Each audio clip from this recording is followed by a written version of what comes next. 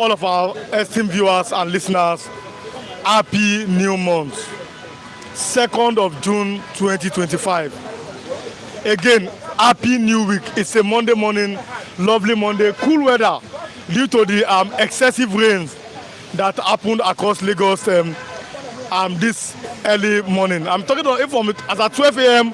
to 4:30 a.m. Nigerian time. I mean, in Lagos here, heavy rain. You are welcome this morning.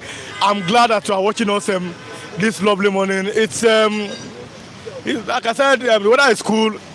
You are good to go here this lovely morning. So all of our viewers, we say happy new week to each and every one of you. If you are watching for the first time, subscribe, on notifications. If you are being part of us, kindly click your like button and also share this video. And like I said on this particular platform, this convo does not end here. We continue it even after the end of the program. So if you are watching the end of the program, also click your like button and also drop your comments. Let us know what you are thinking. Let us know, other viewers know what you are thinking. A prophet has declared that Atiku Obi cannot defeat Tinubu 2027. I'm going to read that same of that prophet. He said yesterday, no coalition can defeat Tinubu, that God has ordained Tinubu to complete his 8 years tenure. This prophet correctly predicted that Tinubu will win 2023 election. You understand? I'm just saying, I have to give you the news, the way it comes. And there's a bad news galore all over the weekend. The excess flooding across Nigeria over the weekend. Many human souls were lost. Many people died. So you are welcome to this morning edition of Bystanders at the newsstand. My name has not changed. Iwan Olasukomi is my name. If somebody said Chukwebuka, if you know where that person is coming from, you are right. So Iwan Olasukomi Chukwebuka, I'm greeting all of our viewers. You are welcome to this lovely morning. It's a cool weather, cool Monday morning from the city of Ogba, Ikeja, Lagos. You are welcome once again. 2nd June 2025. Happy new month once again. Happy new week. And I hope that my viewers, you had a lovely weekend, a nice weekend, a cool weekend. I hope that, yes, you really enjoyed your weekend. Each and every one of you, I say God bless you. Thank you for always watching, for always commenting, for always liking. We say God bless each and every one of you. I don't know where to start this morning because it's a very bad news from the streets of Ogba Ikeja, Lagos. The excess flooding across Lagos it's a bad news. It's a very sad news. Gory tales. I'm going to read you the news one by one. What had happened over the weekend? It's a very sad news, and I hope that people that are lost their loved ones, may their soul rest in peace. I hope that the people that lost their relatives, their sons, their daughters, may their soul rest in peace this lovely morning. Let me read. There is no hard copy this morning. Like I said, excessive flood. The paper is yet to arrive. But I have the soft copy here, which I'm going to start reading to you one by one. So let me start the soft copy of the.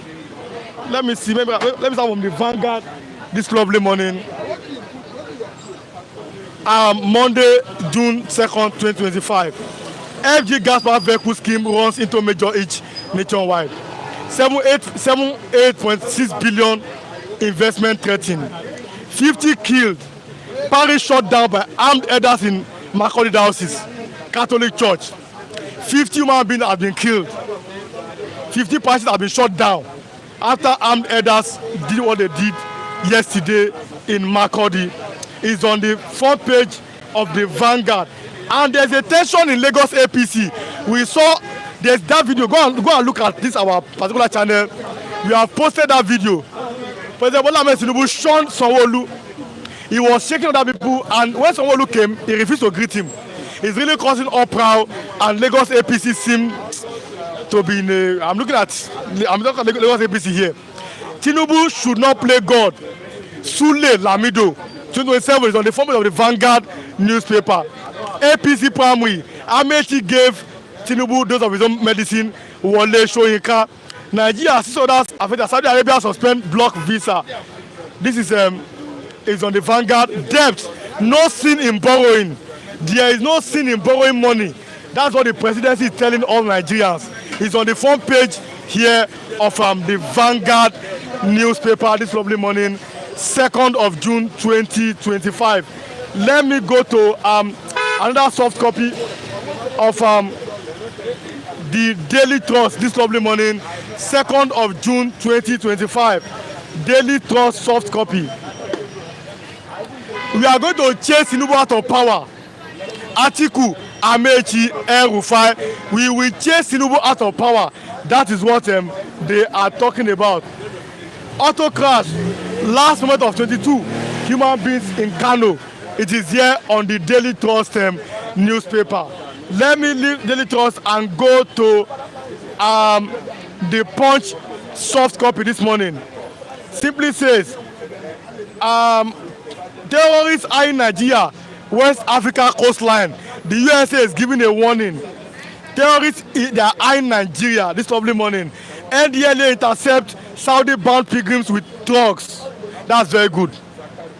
Grim toll. States move to evacuate flood zones. Niger State, they have buried 153 human beings. State brace for more heavy rains. Citizens plead for action. Mokwa survivors fear disease outbreak. I'm going to read that news detail by detail. Let me have you first this lovely morning. You came first. I saw you first. Mr. Lawrence, there's a bad news across Nigeria over the weekend. You are looking at the fact that this heavy downpour, 153 human beings perished in Niger State. Let's start from there. This is a bad news. What do you have to say? Good morning and happy new month. Our viewer, Mr. Ukwaji, Omoduduwa, and so on and so forth. Good morning and the new happy month. It's a very sad for Nigeria that every blessed, what we are hearing is a bad news. We cannot wake up in Nigeria here listening to good news. It's a very bad. We need to ask Mr. President, what you, Mr. President, doing in that seat since 2 years and some days now. Mr. President, we need to help Mr. President ransom because he's chief of army forces. No, we are looking at it. This is a matter of flood. And before he became president, we have been having flood in Nigeria. Now, we are looking at that the people themselves, we Nigerians, we know what we know here in Lagos. How people pour water, dustbin in the gutter. We know it very well. Shouldn't we take responsibility as Nigerian citizens? Number one, if you mention fraud, it's a truth. You can use what's happening in Nigeria. Mr. President, it's already started before Mr. President come to the power. Yes, we call yourself the Jagaba of Africa, the master planning, the giant of the highest politician in Nigeria. But what you call a giant person come outside, you can't do it. At least our people say that something very strong thing. That's what you can know a strong man. When Mr. President is a strong man and is a man of integrity, you know what you're supposed to do to stop this kind of mess that happening in Nigeria. Let me tell you one thing.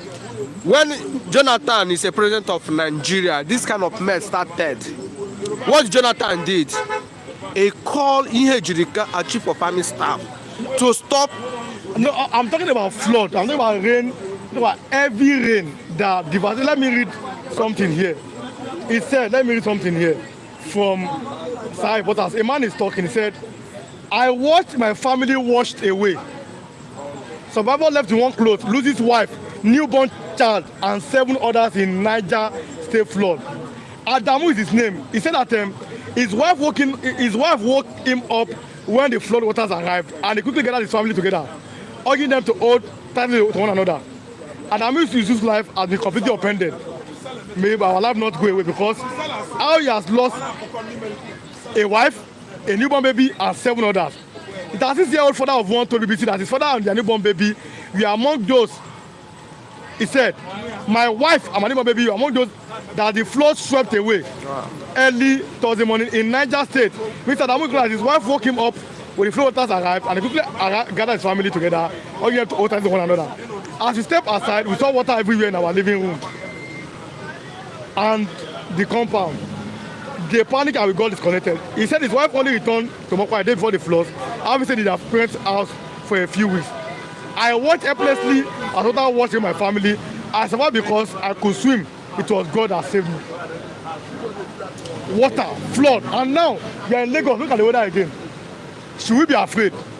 Because we don't have enough drainages. Number one, that most of the people that live around canal and the ocean need to be very careful. I remember when Fashola is the governor of Lagos State, sometimes when fraud want to come, they announce it. Most of the people that live in the island, to them to leave that place. And they watch what is going on that island. They say anytime we enter rainy season, most of men there or some family, they use boats and leave. And what I'm telling Nigerians, see, water have boundary between the land. Don't build your house when fraud always go. Whatever you like, build that. Whatever money you spend, that one day the water must come back. And you come to people that live in the mainland. Look at environmental matters. Our gutters matter. How the citizen of Nigeria is keeping in their premises. Is it what can make when the rain can flow freely? That is number one for the citizen of Nigeria. Let me go back for government. Before we have every Thursday environmental, every ending of Saturday we have environmental. But what happened now? Nigerians or Lagos State, they are not doing it again. That is Nigerians, or let me use Lagos State because we are based in the Lagos State here now. We need to be very, very careful and keep our place, most of our drainages, very neat and clean it. When flood come, you will see that the flood will go.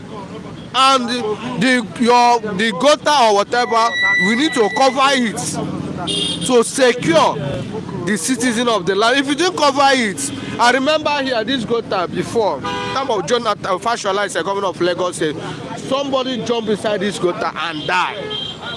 Are you getting? After that war, that incident, they closed it. Since that year till now, nobody died for that gutter again. To see that some certain thing that is for government and the citizen of Nigeria. 50 killed, 50 parishes shot by armed herders in Macaulay diocese. 50 human beings have been killed. 15 churches have been shut down by herders in Macaulay diocese, Catholic priests. What should Nigeria do about these so-called armed herders? That's what I'm still saying before. Mr. President, you need to act very well. Let us forget 2027 presidential election. Good work matters. The Bible said that a good name is more better than honey or oil. Let Mr. President, the Jagaba of Africa, the Jagaba of Nigeria, know what to do for the security of Nigeria. Your citizen is dying every day by day. Jagaba is not for mouth. Do the Jagaba as acting. Churches, people is dying. Do you, because of S-men, you cannot worship God again? Or do you want to do all your citizens, all of us, start carrying gun, carry AK-47? When you are going everywhere, carry AK-47. Like a nice gun for us now. That we secure ourselves. As you don't have the capacity to cover your people, or you, Mr. President, step down. Let the person can govern the whole Nigeria to take over, because your people is dying. If you allow this man continue doing, which people are you going to cover in 2027? This is the question I ask Mr. President. But there's no before I you go, debt burden. There is no sin in borrowing. Presidency. You can borrow more. There is no sin on that. What do you have to say? It's not sin to borrow money, because any businessman needs to borrow money to make his business to upgrade, or any country can borrow money to make the nation to be upgrade or to develop very well. But the question I'm asking now, Mr. President, the money you are borrowing since 2 years now, what impact the monies affect me, affect the individual of Nigeria minus the politician? Let Mr. President come outside and tell us if not impact for the citizen of Nigeria, that the borrowing you are borrowing is wasted. You are using it for another thing that is not relevant for the citizen. That is not reasonable to you to go and borrow money for any nation. Thanks so much for coming. Mr. Asa, good morning. Good morning, Mr. Arewan.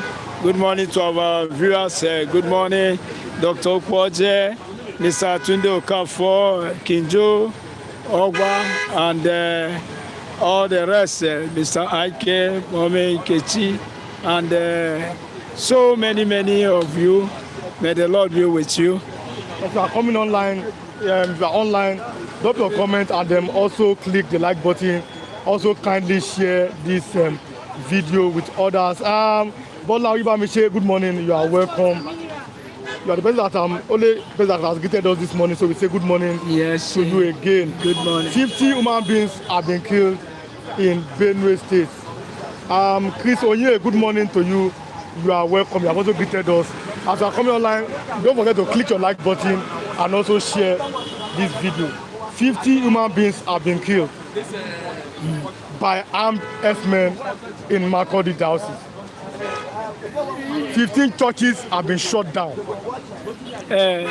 Catholic priests are saying this in Benue State. What do you have to say? This is very dangerous.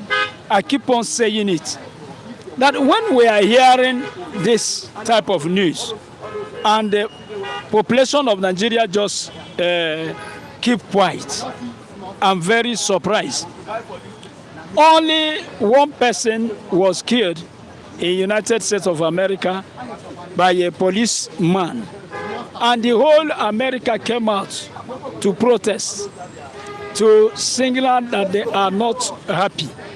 The whole world started even to follow them because only one human being. Then I asked myself, Nigeria and Nigerians, how are you and how are we? We hear 50 human beings killed, churches shut down, and the whole Nigeria cannot come out from every state to say, why is this happening to our brothers? They don't come out to show concern. Everybody will tell you, I thank God is not in my state. Please, don't miss God with others. Don't say you thank God, because God cannot be happy even when one single human being is murdered. But 50 churches are, being shut down. Nothing, everybody just keep quiet. It is happening, it's on the head of Benue. Benue carry it alone. But let me tell everybody, when they will finish with Benue, they will, extend their attack. This terrorist invasion or Fulani conquest is a plan, is an agenda. They want to conquer the whole Nigeria, and they will start from one state or the other, and they will extend and continue. So when it is happening to your brother, you keep quiet. What is your hope? What is your hope?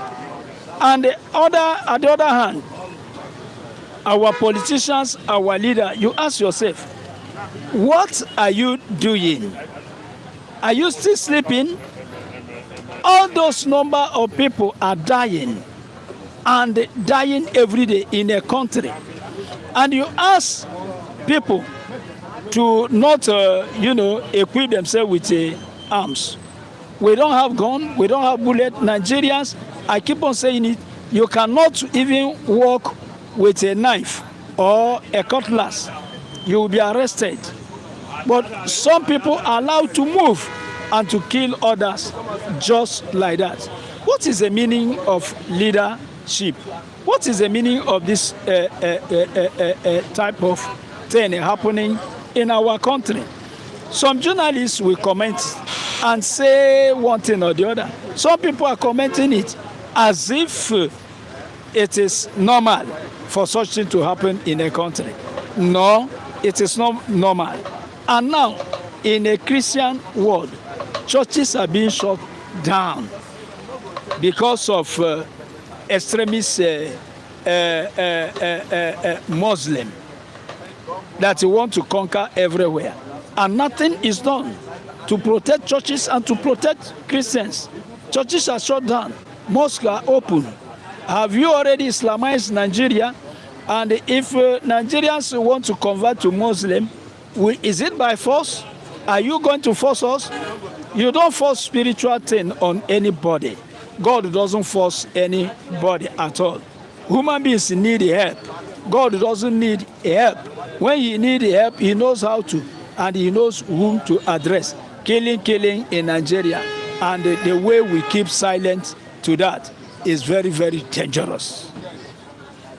Now, we have seen the presidency is telling Nigerians there is no sin in borrowing. That we can go to borrow, there is no sin on that. What do you have to say about that? With all my respect, I respect all my respect. Mr. President, I don't know from where he would draw there is no sin. Is it in the Quran? Is it in the Bible? We have Christians, we have Muslims in Nigeria. But if it is in the Bible shows us that we should not borrow, because you are a slave to the person you are borrowing money for. You can even depend on that person that is borrowing you money. We have seen it happen. Sometimes people are afraid to take a road, that even the shortest road leading to where they are going. They prefer to take a very longer road because they want to escape from the people that they are borrowing money.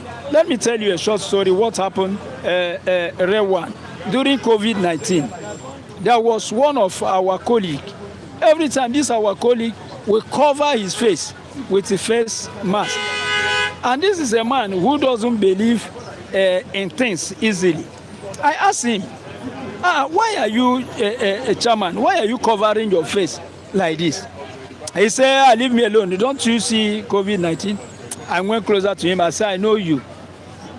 You haven't to obey a command like this as you're obeying COVID-19. Even in a heavy sunshine, even when you're alone, your face is covered. Tell me the secret behind. He laughed and told me that he has noticed that people he's owing don't recognize him when he covers his face. But when he doesn't use this mask face, every time you'll be hearing, yeah, that's my money. So as he noticed that they don't recognize him, that's why he keep on, saving his head and protecting his head against people, who borrow him money. What do I mean? A person who continue to borrow is not free. You cannot be totally free. And that's why Bible shown that you shouldn't continue to borrow. You shouldn't even borrow if it's possible. Because when you keep on borrowing, you are not free. If you borrow from China, China can decide if you don't pay. There was a time presidential aircraft, I think, was seized in one of the airports of the world. They seized even two of it. If I am well informed, I received that, I had that news. So is it not a great insult to a country like us to hear that you are riding a jet, presidential jet was seized by people that we owe money, and the whole world carried the news? Is it not an insult? If there is no sin in borrowing, why will they seize it, that jet? So, even though we say in the world there is no sin in borrowing, in a corrupt country, we can't hide ourselves. We can no longer hide it that Nigeria is corrupt. Even Buhari, when he was in power, said it openly. He traveled and he said, I know my country is corrupt. How many times have we carried World Cup of corruption? So a corrupt country keep on borrowing money. And if you verify very well, the money that they are borrowing, you don't see the impact in the life of citizens. Things are still as it is. We don't feel any change. Doctors keep on jackwaring, and we don't see have light until today, every item in the market, price of fuel and everything is still on very higher price. Employment is not created. So the money we are borrowing, you keep on asking yourself, what is it for? What are we borrowing it for? Is it borrow and share? Or what are you doing with that money that generation upon generation we keep on paying? If you know sin in borrowing. Good morning to everyone. Nelly Onoha. Tinubu said, Nigeria is not a normal country, but a country where nothing works except bribery and corruption. Good morning to you, Riwan. Yeah, thank you. What you're saying is Mr. Roland will be watching from Bangkok, Thailand. Good morning from Bangkok, Thailand. Good morning. Yes, Mr. Raf. Mr. Raf is here. Yes, he's here. Great Raf for me is here. Yes. Happy New Month to you all, Mr. Roland will be. Happy New Month. Happy New If you are Month. watching, like I said, drop more comment and then click your like button and also share Yes. this video with others. There was a bad news over the weekend in Nigeria. Excessive flooding. Many people have lost their lives. Yes. This is the part of the government and Nigerian part. When will we stop throwing deaths in the gutter and blocking drainages? When will Nigeria stop building houses on drainages? When are we going to stop? All. Because some people will say, all is not government, all is not leaders. If all is not leaders, it may be you. Who is commanding the entire country? Is our leaders. Who are those that are managing our budget? It is them. Our resources, it is managed by leaders. So anything that happens in a family, you will see the head of family. Even when wife and children are not behaving well, they will still talk about the head of the family. So all this flood and all these things you are hearing is still on the head. Because you ask now, when shall we stop to throw things in the gutter? Okay, if you look around all this street now, look at it very well. You will not see any dustbin. You will not see where you can throw a pepper. It's only ordinary ground you can see. Nowhere to throw that at all. And look at all the drainage. Look at all our gutters. Are very, very tiny gutter. Gutters are very, very tiny. Go to many places. When there is abundant rain, you will see flood everywhere. Even when nothing blocks the gutter. Please, we shouldn't be giving reason. They are throwing things and here and there are blocking the. Employ people to be cleaning the gutter. They can clean it. And if you are constructing a road, make a very wide and large gutter. It is very, very important. And then along the streets, put dustbin everywhere. That if I have a pure water descent, I can throw somewhere. You will finish to lick orange and hold it in your hand and looking for where to throw it. You won't see where to throw it. And sometimes they will carry that responsibility and put on the head of drivers and keke napep as if they are the cause of it. Put to basket. They will collect a big money from them to buy basket. And the problem is still there. Gutters are still blocking. Flood is still on because even the gutter is very, very. Look at this gutter. It's not wide and it's not deep. And there are many, many gutters like that. So, what do you think? There will be always flood. And they are not even ashamed now, even afraid of seeing that, of hearing that people are dying here and there. Human beings, it's as if human beings no more anything in Nigeria. 100 people, 50 people killed. Okay, let me allow you go. Pastor Matthew, good morning, sir. Good morning. Pastor Matthew, good morning. Good morning, thank you for having me. King Joe Ogba, good morning to my man Riwan, Ansia, and everyone around. Happy New Month, yes, Happy New Month. King Joe, Mr. Orlando, you are hailing from Bangkok, you are here. Every day is bad news in Nigeria. Mr. Tunde Okafor, what it is. Like I said, click your like button. We are having conversation this lovely morning. But let me read something from Pastor Humo Enos Progressive Movement Under Attack. Let me read slowly. Michael Joseph Okon Itukumbag Owan. He said, as we approach the 2027 elections, it is clear that Governor Pastor Humo Enos Progressive Movement is under siege from malicious distractions A careful study of our society reveals that we are easily swayed by carefully drafted diversion. That is why Prince Ikim's statement be focused and resonate deeply with those of us who believe in Pastor Imo Eno's vision. The recent video controversy, long overtaken by events, is a prime example of this passion, clearly as deliberated shared by those pressing by the governor's progressive agenda, aiming to tarnish reputation. These conspiracy theories born from darkest corner who deter us from the truth. They are saying nobody should gag Pastor Imo and the governor of Akwa Ibom. Let's start on there. What do you have to say? You see now the same governor who have said he's going to APC. What they mean that nobody should gag him. I've told you the other time, I say the crop of governors we have now, they are stooge. They don't have mind of their own. They are not independent. Look at what happened in Delta State. You can imagine a situation where someone who was voted into office by the people would just wake up and decide to take the mandate to another platform. It's quite unfortunate. So I don't know what they mean by nobody should gag, what is it called?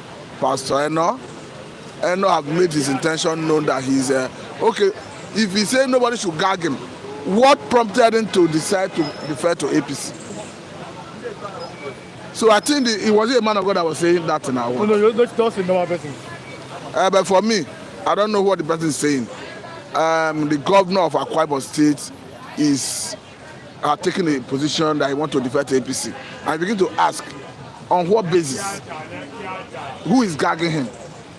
So I don't know what the person is trying to say by that. Let me, we've seen, for example, the APC, they are now brandishing the achievement of President Bola Ahmed Tinubu. Let me read it here. Okay, no, forget that. Which achievement that they brandish? No, let me, I have to know, we have to inform our viewers. That's why we are here. Here it says, Tinubu, 2 years, the worst in Nigeria history. CUPP said, and this person, Onovuge Igwe said, they are wrong. Here is why. Now let me read. It depends on how our viewers or our reviewers see it. I must read what this person is saying. He said, in the last 2 years, Tinubu kept our kids in the university without a single strike disrupting the academic calendar. First Nigerian leader to achieve that. Tinubu gave poor university students funds to pay for their fees and lift the burdens of their poor parents. He should have given TP money to buy houses in Abuja. Tinubu approved the 8 new medical universities to train new doctors, nurses and other health workers to fill the gap of manpower shortage in the health sector. Tinubu released over 250 billion to state to revamp all primary health centers across Nigeria. Not done, Tinubu is building 8,000 new primary health care centers across 774 local governments to take care of people. Tinubu set up 6 new regional governments and disbursed almost 4 trillion to them to transform critical infrastructure in the 6 regions, allowing each of them to develop at their own pace. It took Nigeria almost 40 years to add 2,000 megawatts to electricity. It took Tinubu 2 years to add 1,500 megawatts. In 2 years, Tinubu is constructing the Lagos-Calabar Coastal Highway that will lead to massive seaport in the coastal states, create massive tourism and investment worth trillions of naira. Tinubu is adding or is building agro processing zones across different states to bring agro industry close to farmers to process farm products to finish products. It says that agro industrialization. Tinubu through rural electrification is electrifying rural areas with a target of 1 million rural homes. Tinubu is installing solar power in federal universities with 22 universities already covered. It says Tinubu did not borrow trillions of naira like previous leaders to subsidize petrol and place the burden of our children. Should have borrowed and give money to CUPP. Tinubu didn't borrow a dime to defend naira like previous leaders. He should have let the dual exchange rate to these CUPP criminals. And Bedlam from CBN and $400 and selling 800 and black market money doublers. Tinubu recorded a trade surplus of 18 trillion first in 25 years. Other Tinubu's Nigeria recorded GDP growth of 3.4 to 24, second highest in 10 years. Tinubu has succeeded in produce a tax reform law already passed by now to end the obsolete tax law. I mean, Nigeria one of the countries with the lowest GDP rate. Tinubu has successfully reduced Nigeria budget deficit from 50% in 2023 to 23% in 2025. From putting money to sharing money, from putting money to share in FAAC, Tinubu policies have stopped taxing states from borrowing to having money to pay off debt. Tinubu transformed Nigeria from borrowing and putting money to pay salaries to having enough to fix capital projects. This person is saying, come and see the achievement of President Bola Ahmed Tinubu. Do you think that this is enough for people to say yes, this man is on the right? Because we saw it, I'll read from that pastor. The pastor has declared Tinubu will win second term. No, not anybody can do. That's the opinion of the pastor. No, let's do this one first. I've read the achievements here out here. Do you think that yes, this man deserves a second term? What you regard as achievement is a figment of imagination of the person who wrote it. I don't know what you mean by achievement. How do you assess a government? How do you determine success? How do you assess a government's performance? You look at the economy. You look at the welfare of the people. You look at the security. So if actually a Tinubu have performed, what is the rate of inflation? You are talking about 23.7%. And an economy in Nigeria, for you to say the economy is good, you need inflation level of about between 5% to 9%. And when Jonathan was there, the inflation was 9.7%. Everybody jacked it up to 27%. Currently, is 23.7%. So if you are using the base of the economy to assess this government, will you, in all honesty, say a Tinubu have performed? If you go to security, look at the level of insecurity. Look at what is happening in Bokos and Bosa local government areas of Plateau State. Look at what is happening in Benue State. A situation where Idoma, TV, and even a community in Taraba have given full and quit notice. So I don't know the basis for which the person is making his assessment, but if you look at all indices that is used to assess a government, I don't think, in all honesty, that anybody will give a Tinubu pass mark. Pastor, you are blessed. Mr. Roland Obi is from Bank Hotel. I said, happy New Year to you, Pastor. Thank you very much. I think this is maybe one of our old viewers. Because this is what I'm saying coming. Mr. Kinjoba said, Mama Matthew, fine morning to you. You're a good man. Thank you very much. Good morning, everyone. Good morning to you too. Kinjoba said, my children are in university and I don't see any help from Tinubu. Rather, more expenditure in feeding and others. Air Plus, said, as you can Obi cannot defeat Tinubu 27. He said his name is Toby. Nigeria from top to bottom, Adeyinka, Ajibola. But then let me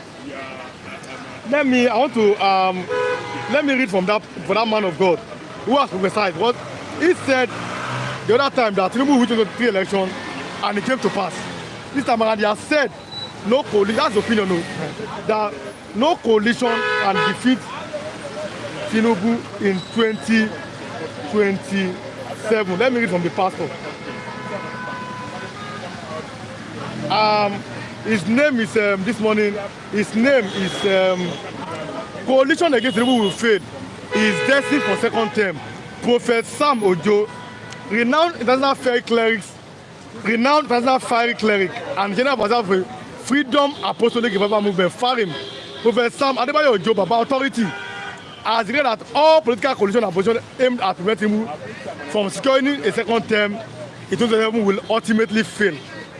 According to the prophet, Tinubu's path of useful work is divinely ordained, is from God, and cannot be thwarted by human strategies.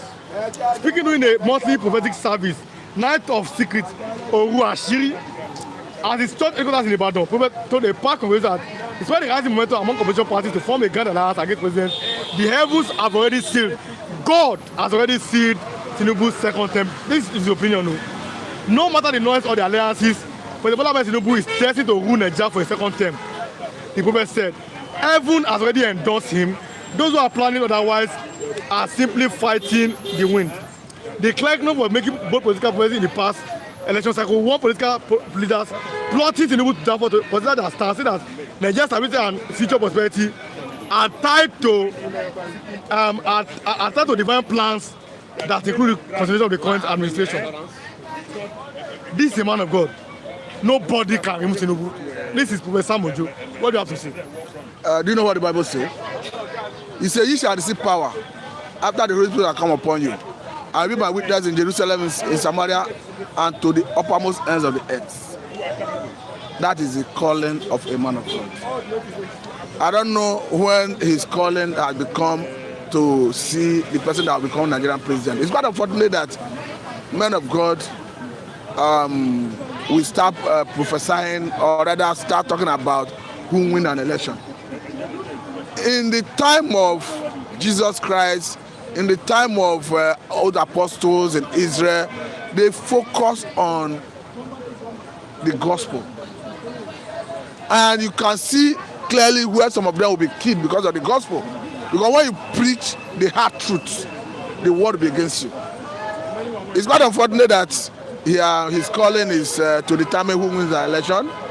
I'm not saying God did not send him, but let me quickly tell you what the Bible says as well. That is a word to him that says, "Thus said the Lord," when the Lord has not spoken. So the people who are quick to say, "Thus said the Lord," this is a warning. I reminded them about the word of God, that the Bible says, "Woe to him that says, Thus said the Lord," when the Lord had not spoken.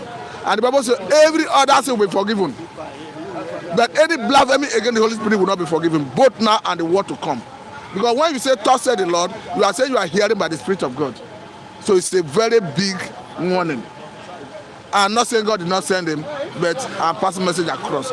The point is, I will not stand here to tell you a Tinubu will win or a Tinubu will not win. If I'm saying it on the basis of physical assessment, on the basis of physical parameters, on the basis of how election is won and lost in Nigeria, not on the basis of God told me.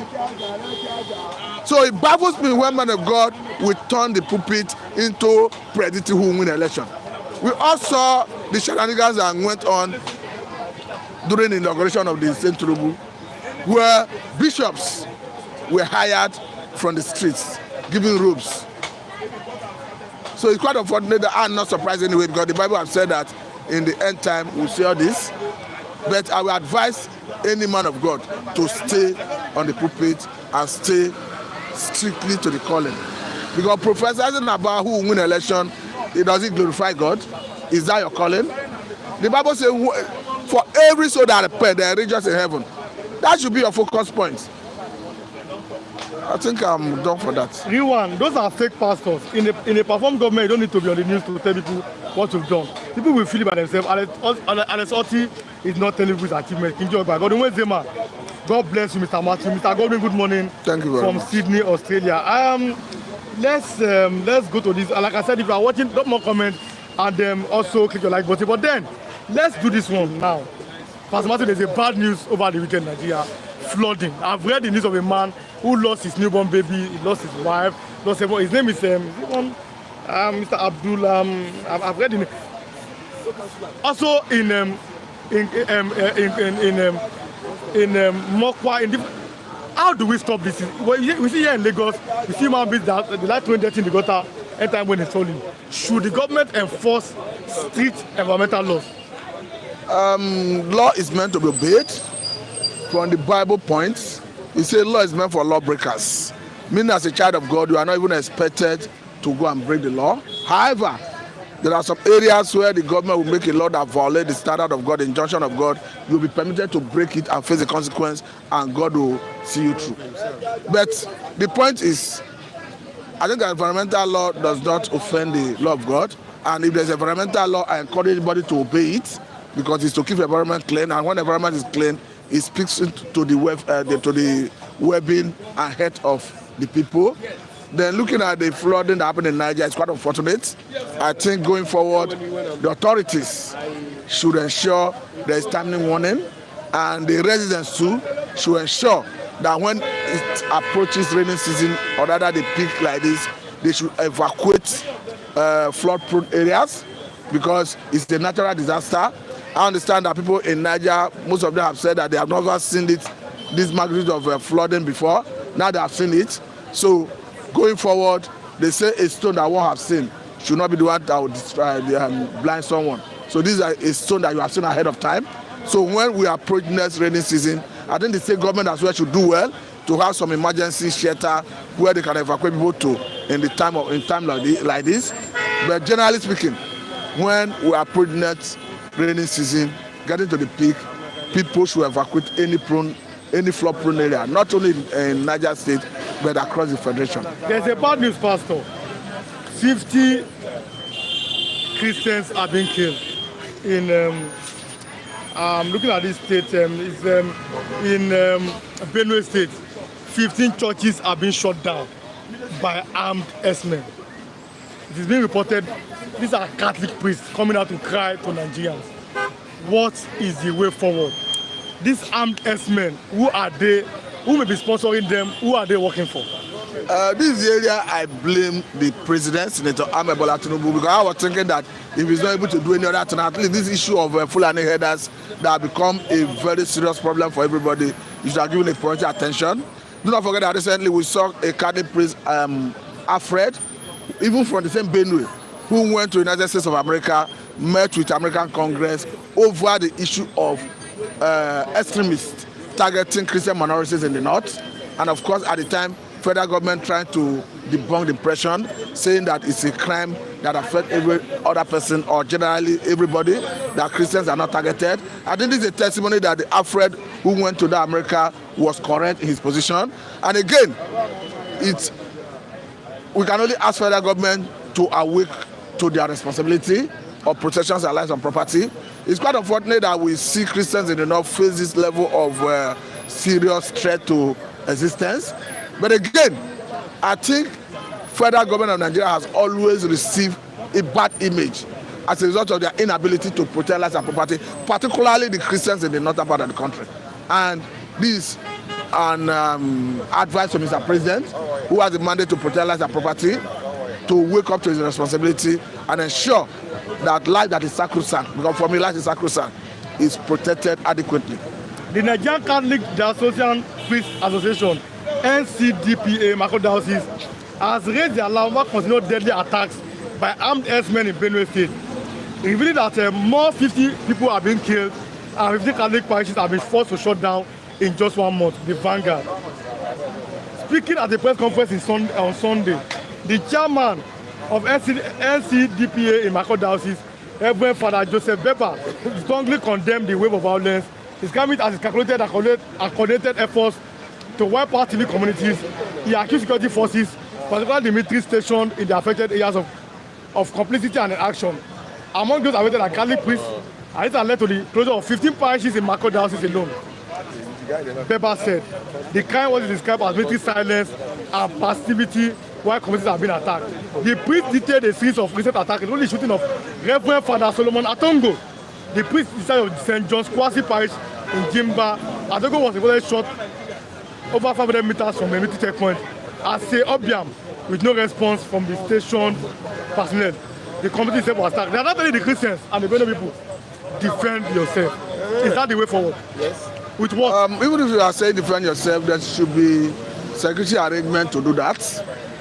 Don't forget that the immediate governor of Benue State, talking about autumn, made it very clear that the Fulani nationality movement that attempted to assassinate him was emphatic in a letter that is at his disposal, which he claimed to have sent to security agencies, that they claim they own Nigeria and by extension Benue. And if you look at the statement that came from that retired military officer from the intelligence part of that military, it's very clear that there are sponsors of terrorism in Nigeria, that their main aim is to Islamize Nigeria. Nigeria should not be. But unfortunately, since he made that claim, he have not been arrested if he told lie, and government have not debunked that impression. And up to today, it's not on record that the government have gone after anybody for purpose of arresting or rather bringing them to book. President Sikedi, good morning everyone, all of our viewers. President Sikedi, just stay with me, I want to reveal something. Adeka Ajibola, Nigeria should not be in the bottom. Kinjo Ogbariwan, can you mention any day from 5 years ago when we had any good news in Nigeria? I've read something from the APC, how they are working to make the economy better. Maybe that's a good news. President Sikedi, you sent on May 30th, on the Biafra Heroes Day, you sent, I want to bring out the names, and I'm coming here so that I'll,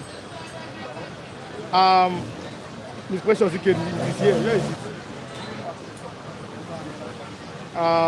Ms. Precious Ikedi, you sent 107,250, that was on Biafra Heroes Day, May 30th. It was shared between 13 human beings at 8,000 naira each. So let me reveal the name. Like I said, this place is a place where there's enough transparency. everybody received their money. It was sent to them one by one. Here, immediately I finished the program here on that lovely morning. Here, let me here from the papers I received was Mr. Olajide received his own, Mr. Raf got his own, Mr. Matthew received his own, Mr. Akere, I was supposed to receive his own, the Afghan evangelist received, Mr. David received his own, Mr. Lawrence received, the cameraman here received, the man supplied the paper, the vendor received here, I don't know if Lagos, Lucky Haguna received his own money, Mr. Christian, everybody, Mr. Asa received his own money, everybody that was here received their money, so I delivered your message like I always do, open and plain. Yeah, Pastor Martin, we are closing. What is the next step for Nigerians? The next Killings, step, abductions, ransom. But the APC is saying, calm down. Good news is coming. What do you have to say? the next step is simple. The constitution is unambiguous about what shall constitute the primary purpose of governance. I think section 14 of 1999 constitution has amended. It's very clear on that, talking about the welfare of the people and their security. Let the government go and address it. I've said it severally that if Tinubu should address the issue of insecurity, it's irrespective of whether people like him or not. People are ready to come behind him and support him to do that, because life is becoming valueless under his watch. Look at this part of killing in almost every part of the country. Look at Fulani invasion in different places where hitherto before now do not experience Fulani extremism. So I must tell you that the Nigerians, irrespective of tribe, religion, region, will be ready to queue behind the president if he's ready to fight the Fulani extremists. Mr. Raf, good morning. Like and share. Thank you so much. Okay, Mr. Holland is greeting Precious for what she did. It was on May 30th here. Precious. Thank you, Mr. Iwan. God will help us do more. Precious. God bless Miss Precious. Precious, Miss Precious, thank you so much. So let's start this lovely morning. Precious, thank you so much. God bless you, prosper you and your family. Seven Heaven, God bless you, prosper you and your family. King Henry, God bless you, prosper you and your family. Omo Dudua, God bless you, prosper you and your family. Muki Great, God bless you, prosper your family. King Joe Oba, God bless you, prosper you and your family. Dr. Ukwaji, God bless you, prosper you and your family. Then again, Tunde Okafor, my brother from Okanambra State, God bless you, prosper you and your family. Then all of you that are watching us now that I could not mention their name, please, happy new month to you. The ones that are watching us now, happy new month to you guys. Thank you for always making it a point of duty or points of duty, respectively, to watch Flip TV. Then to the boss, CEO Flip TV, Mr. Kukpoloyi. God bless you there. Thank you for watching. Then again, that man that provided the umbrella, thank you, because before you know it now, rain will start. Yes. It rained all night yesterday till this morning before we all began to climb, to come out from our various slums. Much cold, man. Thank you so much. I call it slum because what we are paying for in Lagos, we are not receiving it. All the landlords, they don't repair their roofs. Your roof is leaking. You are a number of man. Now you go use your money, go repair them. Is it not? We are living in a slum. And the kind of treatment they are giving us here, they treat us as if we are sojourners in our country. My building, my roof was leaking for how many months? My landlord could not do it. I met the caretaker. He couldn't. If it is in my father's house, I would be ashamed of myself. Because I'm treating the tenant as if he's a sojourner, a foreigner. Even a foreigner should not be treated the way they are treating the Igbos in Lagos State. Mr. Truth, Holland, best spoken. Raf, my man. Good morning. Good morning, Raf. Good morning, Raf. Miss Precious is greeting back. Good morning, Miss Precious. Thank you so much. To see Thank you. you so much. Nice to see you, Mr. Ramgate. Good morning to you. And Good morning, my guy. That's King Joe Ogba greeting. King Joe Ogba, good morning. Mr. Ola from Thailand is greeting. He said, Nelly Honor, good morning, man. Nelly Honor, Nelly Honor. General, good morning. After 3 p.m. here. Wow, that's great. God bless you so much. For staying awake. No, 3 p.m. is afternoon time in Thailand. Okay, in Thailand. Mr. Roland Obi. Let's continue. Roland Obi. Roland Obi, yes. Yeah. 50 human beings have been killed again. In the Benue State. In Benue State. 15 churches is a routine. Is a routine.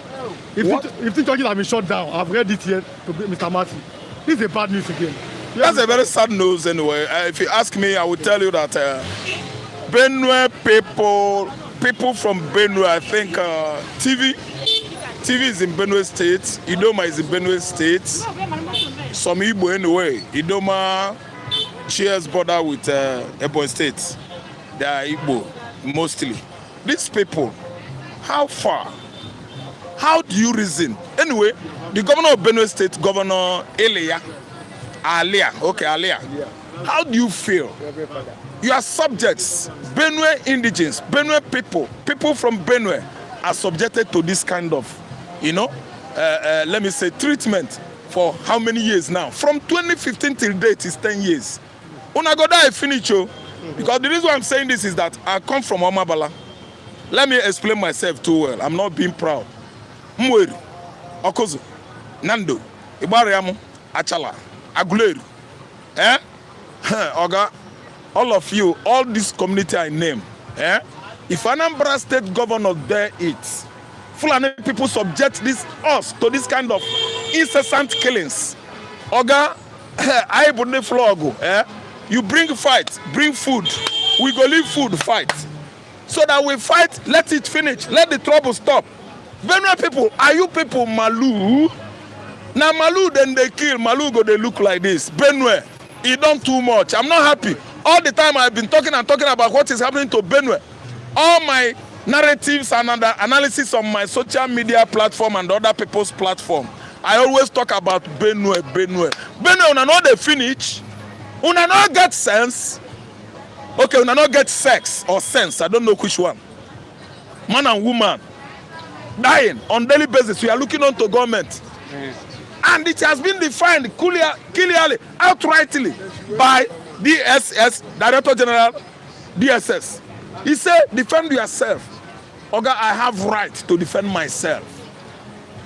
If I venture, go home and went to my mother's farm and discover a Fulani man there, it don't go. If I not get gone, I will use Mpele. On my hand up Mpele. Very strong lungs, very long lung. Thank you. That AK-47, I know go talk side go get gone. No. It is against the law.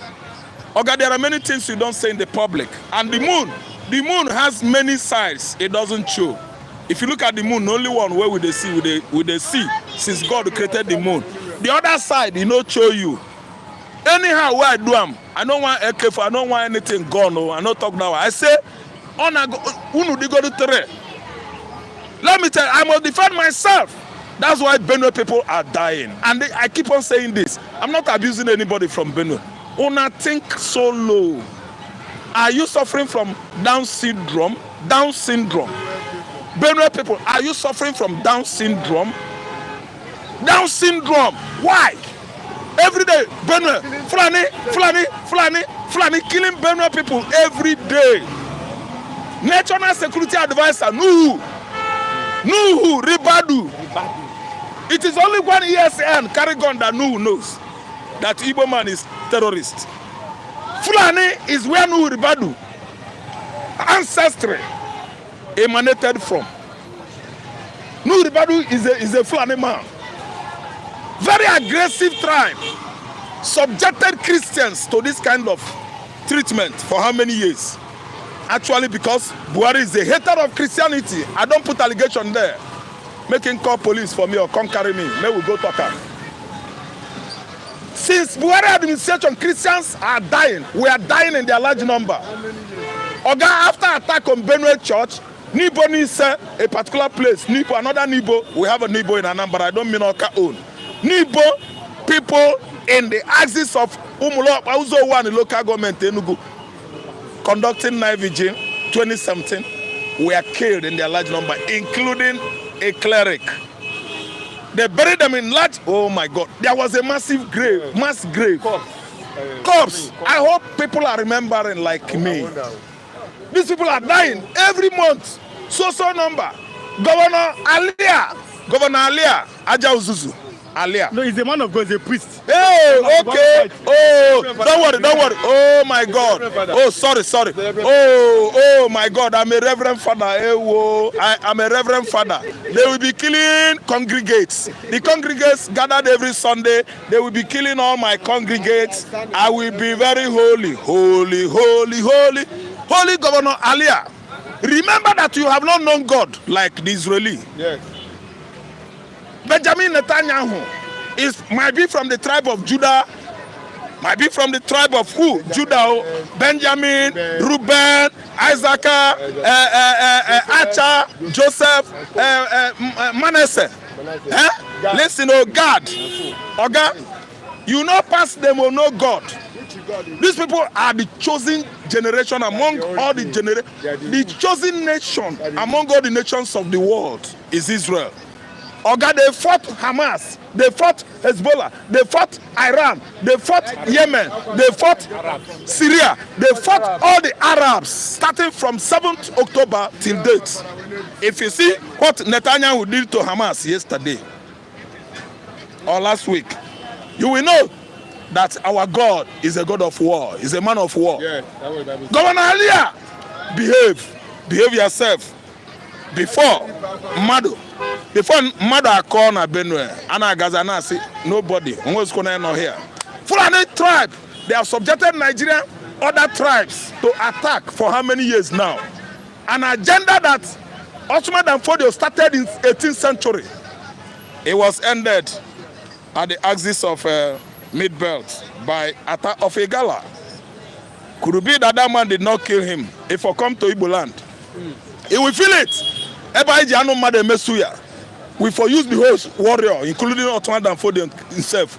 I am a how the meat tests, because he can't do it to Igbo man. Yes, Fulani sex evangelism, Islamization process. If you want to know how far, ask Britain. It took Britain 60 good years, go and read their history, to suppress Igbo man with Bible and Christianity. We are so resilient. I know, sir. I boss abiozo. If I never I see also make again abiozo. British man run away. Yes. Fulani man killing Benue people. Federal government of Nigeria is not doing anything. Now, they are not doing anything. If you are watching for the first time, subscribe and on notifications. If you are part of us, that is a very big family, the best family, the Flipsy family. Drop your comment more. I like reading comments. I'll read all your comments. And also click the like button. Also share this video with others. Let me read it again. Catholic priests raise alarm as S-men kill 50. They have shut down 15 churches in Makurdi. Not even Benue. It's only Makurdi. You know, Makurdi is a township. Yes, it's the capital of the state. Now, they have now urged the youth to defend land, lives, and faith. That means the Catholics are now urging the youth to defend your life, defend this land, and defend Christianity. It says, the Nigerian Catholic Diocesan Priest Association of Nigeria, just NCDPA, simply means Nigerian Catholic Diocesan Priest Association. Makurdi Diocese has raised the alarm over continued deadly attacks by armed S-men in Benue State. Maybe that more than 50 people are being killed, and 15 Catholic parishes have been forced to shut down in just 1 month. I continue. He said, speaking at the press conference on Sunday, the chairman NCDPA in Makurdi Diocese, Reverend Father Joseph Weber, strongly condemned the wave of violence. He's coming as a calculated and concerted effort to wipe out civil communities. He accused security forces, particularly the military station, the affected areas of complicity and inaction. Among these affected are Catholic priests, and this has led to the closure of 50 parishes in Makurdi Diocese alone. Where do we go from here? The cause. But there's a boy, he said that the priest detailed a series of recent attacks, including the shooting of Reverend Father Solomon Atongo, the priest in charge of St. John's Kwasi Parish, Jimba, Father Atongo was reportedly shot just 500 meters from a military checkpoint as a Obiam with no response A from military the station checkpoint. personnel. The community said was attack. Where do we go from here? See, let me tell you, not up to 1,000 meters, just 500 meters. A meter, I think, should be how many in feet? I don't know. But it should be 3. Let me say 3 feet by 500. So listen, and the army checkpoint is just 500 meters away, meters. And the Fulani operated successfully and escaped. While in southeastern Nigeria, if anything happens, hoodlums, cultists, political opponents, opposition or hostility happen to take place in the southeastern Nigeria. Obi in the barracks, they will open Obi in the barracks, they will go and attack that community. But today we are seeing in Benue State whereby closer, almost the military checkpoint, they will allow Fulanis to have the field day over their Benue people or farmers counterparts. See, let me tell you, what is going on in Nigeria is not headers clash with farmers. Na lie. It is a lie. What's going on? What is going on in Benue State is Fulani conquest. Spreading their tentacles to Islamize the entire mid-belt. The whole Plateau State, the whole Benue State, these 2 states, I'm telling you, I didn't say Taraba. I did not say Nasarawa. Plateau State, Benue State are Christian states in the mid-belt. Taraba. Taraba is a Christian state, but you still, you have Abba Kyari, the super cop, is a Muslim. He's from Taraba. Abba Kyari, the super cop, is a Taraba. Danjuma is from Taraba. Danjuma is a Christian. He's a Taraba. Yeah. Abba Kyari, the super cop, that joined forces with Abbas, Hutch Poppy, and Loop, many companies in America. America wanted to extradite him. Where is that man? Oga, he went home and buried Mama, do him everything as in the funeral. And I don't know where he is. Nigerian government allowed Abba Kyari after the whole crimes he committed. He went back to his community and buried his mother. Nnamdi Kanu could not be allowed to come home and bury his father and mother. This is a man that is agitating for his rights. Okay, listen, what is going on in the Middle Belt is Islamization. They did it in Turkey. Gradually, they overcame. And the whole Turkey today, it is an Islamic state. But we saw, for example, other day here at an newspaper place, and also man said that if they truly want to Islamize Nigeria, they can do it. But they are not, are not interested in all those things. That they believe in one Nigeria. Can you understand me? Okay? If they truly want to Islamize Nigeria, they can do it, Abi. That is from you. Listen. No, but me know that's what he said. Listen. Yes. If you Islamize Nigeria, listen. Arabic will be our official language. It's already on the Naira. Listen. Okay, the inscription is on Naira. Yes. It's an inscription. Official language of Nigerian state is English. If you Islamize Nigeria, Arab will come in. Arabic. We're going to talk rubbish on one corner. It's not rubbish. I'm going to change your name from Raphael to Rashid. Listen. From Raphael to Rashid. Now, I'm trying to tell you. Rewan, listen. Yes. I'm trying to tell you why it is not possible. And now, Alaji Raf. It can never be possible. It can never be Alaji Raf. Listen, we have freedom of religion here. Fulani man want to force Islam on Nigerians. That's why they are killing Benue people on daily basis. Federal government knows it. All that Nigeria security apparatus institutions in Nigeria know is indigenous people of Biafra. Jealousy, all of you that are taking part on what is happening to Igbo man in the southeastern Nigeria.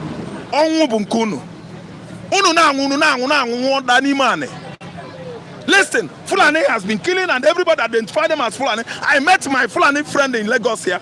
Oga, see what is happening. Abubakar say, na Malu Fulani. I say, nah man, nah make you not tell me this thing. Malu Fulani, that's Malu, which one be Malu Fulani? The one where they react out. Fulani na Fulani. If they look at me, I say Fulani is Fulani. See, as you there now, you come here as a Fulani man, we come they kill you. we are spare parts sellers, so Oga, we can't dey kill you, and our work pension is spare parts sellers. Now I go Kanu, I go tell Kanu say those Igbo where they kill those Fulani, now spare parts Igbo. Oga, make una dey use this kind of sense. Nobody be Malu Fulani, na lie. You decide to rear Malu as your business. I decide to sell spare parts. If Igbo man turn serious hostilities against Fulani today, na Igbo man they commit them. Don't say na spare parts. Those ones where they sell spare parts. Because we will begin to slaughter the Igbos in the north. Oga, only top that Fulani has, subjected Nigerians to what? Killings incessantly. And this is war going on in a manner that will not plan them so that within some period, Oga, multiply 50 times 30 days. You have 1,500 times 12 months. I mean particularly for Benue. You don't see the number. Unfortunately, the governor of Benue is playing politics with the life of Benue people. A clerical play to Benue is 90% Christian. But let me go to the issue of a man, the U.S. military man that represents Africa. He has warned Nigeria that terrorists are hiding Nigeria West Africa coastline from the U.S. General Milley. What do you have to say about that? Yes, I think the man is right, because of course I watch on my social media, this platform. That was 2022. The numbers of a particular group of terrorist platform that were driving across Sahara Desert, where into the region, echoas, West African states, in their large numbers, with quantity of arms. And people were clamoring, where were these people going? Look at them, where were they going? White skin they there, black skin they there. Okay, America, they see ahead. America don't see ahead. They are coming to fight Nigeria. Israeli security outfit, Mossad, said it. That was mid-2024. That Iran has perfected a plan with other terrorist country in Middle East to attack Nigeria. That's why immediately Mamu was arrested at Cairo Airport, Egypt, en route to Iran, CIA. Okay, where did they go? And Gumi knows about his trip to Iran. Gumi knows it. This one that Saudi Arabia, they deported from Saudi. Because Mamu, is the right man. His right man, Gumi. Gumi is a clerical. Gumi is just like bishop, pastor, archbishop, sheikh. And this sheikh, oh my God, they host many seminars, they host many gatherings, they host many whatever in the church, preaching to Fulani and the Hausa Muslims, even Yoruba Muslims in the mosque. What are you preaching? Are you preaching peace? Are you preaching war? In the so-called mosque, you said is a house of God. Fulanis has come to accomplish what their fathers could not accomplish. To the detriment of Nigerians. The Christian flags like Adeboye and Tudebakari are keeping deaf ear. Deaf ear. They don't know. Let's do this one. This is our last topic here. A pastor has prophesied that President Tinubu will spend 8 years in office. That the coalition of Atiku and Obi cannot defeat him. Prophet Sam Ojo, he did that. Yes, that was his name. His church is in Ibadan. He made that prophecy declaration that God has a hand in Tinubu's case. That he will spend 8. That's according to I've read it. Spend 8 years. What do you have to say about that? Thank you, Rewan, my brother. I don't have much to say anyway, but I know that God actually opened our eyes during Buhari regime. God has actually shown us that we have few men of God. Few men of God? Yes, in Nigeria. Men that are after God's heart. We know them. I don't come here to, begin sideline anybody. No. we have few men of God in Nigeria. Do you know what? The prophets from Samuel Abi? Samuel Ojo. Samuel Ojo. Oh my God. Anyway, I remember during the time of Ahab and his wife Jezebel, that it was Elijah, the man of God, that actually, brought Ahab regime to an abrupt end. I don't know whether you understand my grammar. He killed Jezebel. Ahab was killed as well. Now, man of God, do amo. So what I'm saying is that Samuel Ojo, the kind of prophets or prophecy you are coming out with, you're supposed to get solution. The axis I'm coming from is that Elijah the prophet, Jeremiah, Isaiah, they prophet solution. When you prophesy, you bring solution. That is when we know that God actually spoke. It's not prophesy and run away. Prophesy and abscond and allow the entire congregate to take care of themselves. No. This is what God says. This thing is not good that is about to happen. But this is what God says that will counter it. That's a prophet. I don't know what I understand. If you actually know that Tinubu is going to stay there until 28 years, Abi, that is 2031, you tell Christians what to do, because tell Nigerians what to do, because Tinubu regime is not favoring anybody. Everybody they suffer. Oga, Yoruba, nobody go come say Yoruba did this or that too. Yoruba did not vote him. Yoruba is suffering now. Christians did not vote him. Christians are suffering now. Muslims, as a result of Muslim ticket, voted him. Muslims are eating, conquering now. They are suffering. So the solution should be profiled for everybody to benefit. Oga Samuel Ojo, you prophesied. You want make Tinubu give you money. Oga Samuel Ojo, in fact, now I service prophecy. Let me tell you, he might. Oga, this thing now, I don't know the grammar to use, because if you ask me, I will tell that it is a spontaneous thing. Anything can happen by chance. It is a spontaneous thing that Tinubu might win, he might lose. Stop all this on a prophecy when no get well. Good morning, Mr. I know one time you came, next time. Good morning, Mr. Olajide. You came 9:03. I said 9 o'clock. I don't know. Good morning, sir. I've been here already. Good morning, sir. Good morning, Mr. Rayman. Straight to the point, who is sponsoring the so-called armed S-men? I'm Mr. Ojo. You're most welcome. The man that presents on Saturday, what's his name? Remember his name? No, she's a lady. Precious lady. Okay, Precious lady. I am Mr. Ojo. I'm present from what you gave us on Saturday. May God bless you. Then the question again. Who is sponsoring or who may be behind the armed S-men? Whoever competed this morning said that said the US and UK back Tinubu, and why Saudi Arabia and Iran back Atiku and the North. Okay. I think I talk about free money. Kinjoba said that the Fulani want to continue what Danfodio tried to accomplish, but it seems it may eat a brick wall. But that pastors like Adeboye and Bakare know, and they have kept quiet. You see, who is sponsoring these so-called armed S-men?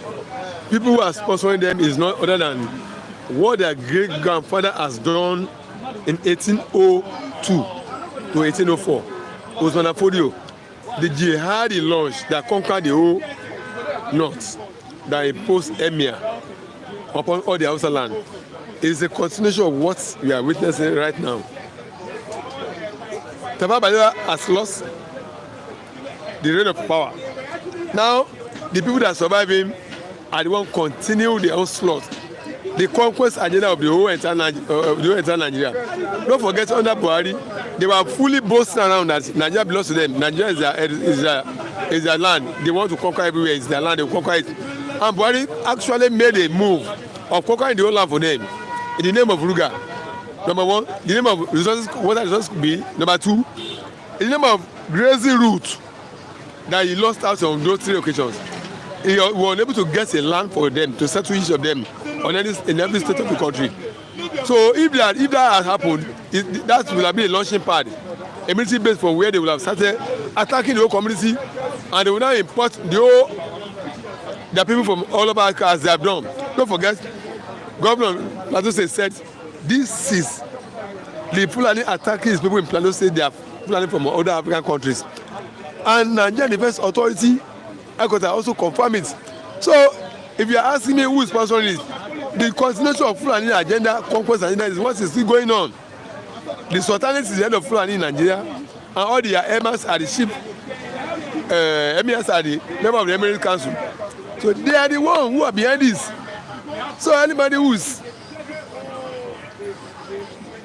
still wondering who are the people behind this, you just be dreaming, they're dreaming. The people behind the attack is nothing other than the Fulani authority, the local Fulani, the Nigerian local Fulani who facilitate the foreign ones to come in to help them to conquer everywhere. They say everywhere you conquer is your own, settle there. As far as you're all Fulani, you're all the same people. So they are the one behind this. But do you think that a religion is part of the problem? I'm looking at the fact that, for example, when it comes to Christian side, I used to be a Muslim. Christian, they have the CAN, that's their Christian Association of Nigeria, where they have elections. When it comes to the Islamic side, the Sultan is the head of all Muslims.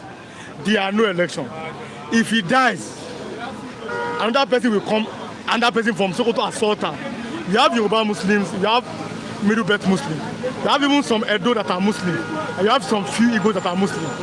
Why can't a Yoruba man be the head of Muslims in Nigeria?